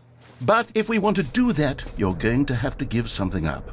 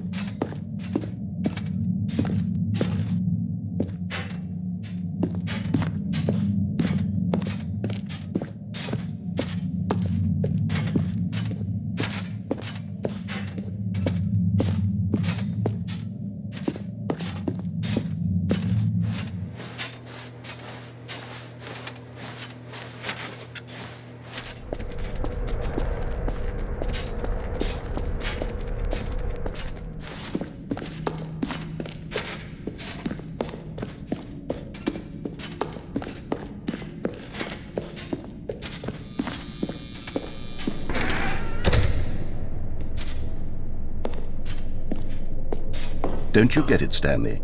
We need to get rid of the bucket. That's why I'm very proud to introduce a brand new character. This is the Bucket Destroyer. I think it'll make a wonderful new addition to the rich lore of the Stanley Parable. True, it also was not in the original game, but it's such a well-fleshed-out character with so much personality that to me it already feels as though it's been part of the cast all along. Don't you agree? Can you guess what the Bucket Destroyer does? Surely you don't need me to spell it out for you. Go ahead now, Stanley. Say goodbye to the bucket, and then pop it into the machine when you're ready.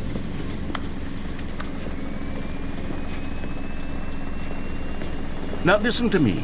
It's crucial that you give it the bucket. I don't know what the Bucket Destroyer will do if it can't destroy your bucket. Destroying buckets is all it knows. That is its singular personality trait.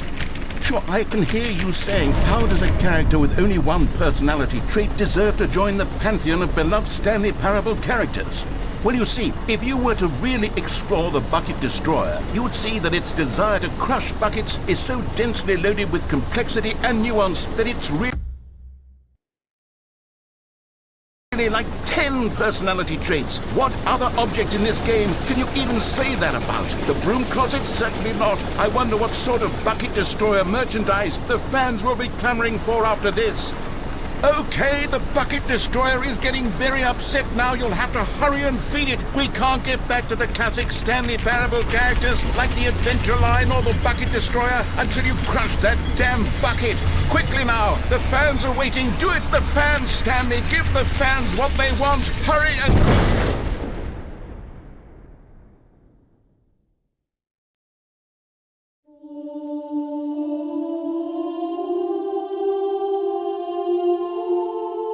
The Bucket Destroyer, my prized creation.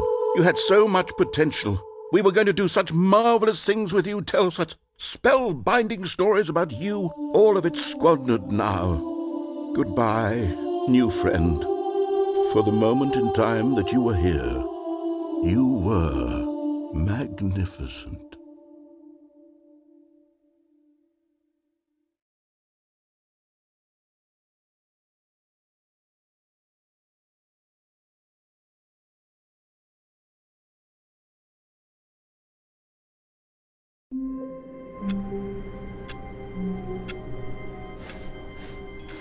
All of his co-workers were gone. What could it mean? Stanley decided to go to the meeting room. Where are we going today? The bucket asked. Stanley just smiled. Anyway, Stanley clung the bucket to his cheek. Could his co-workers really all be gone?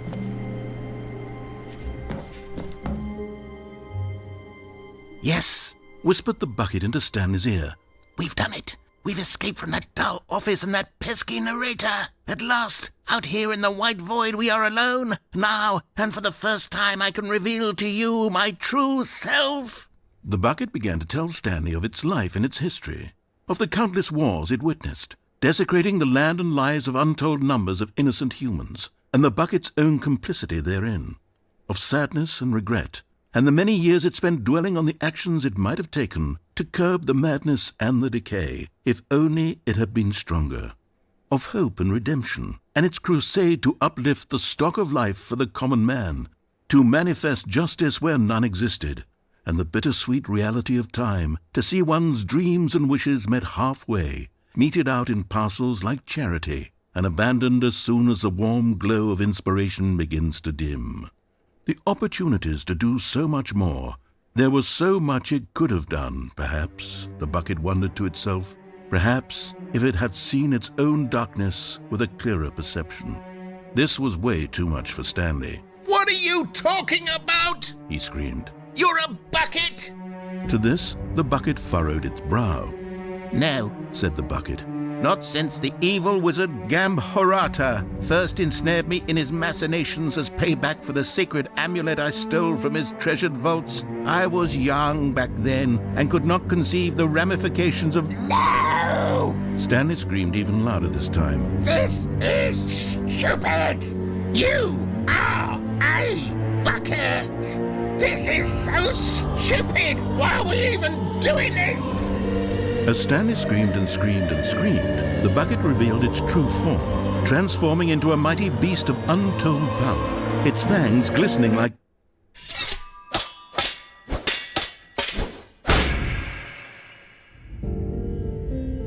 My God, Stanley, you did it.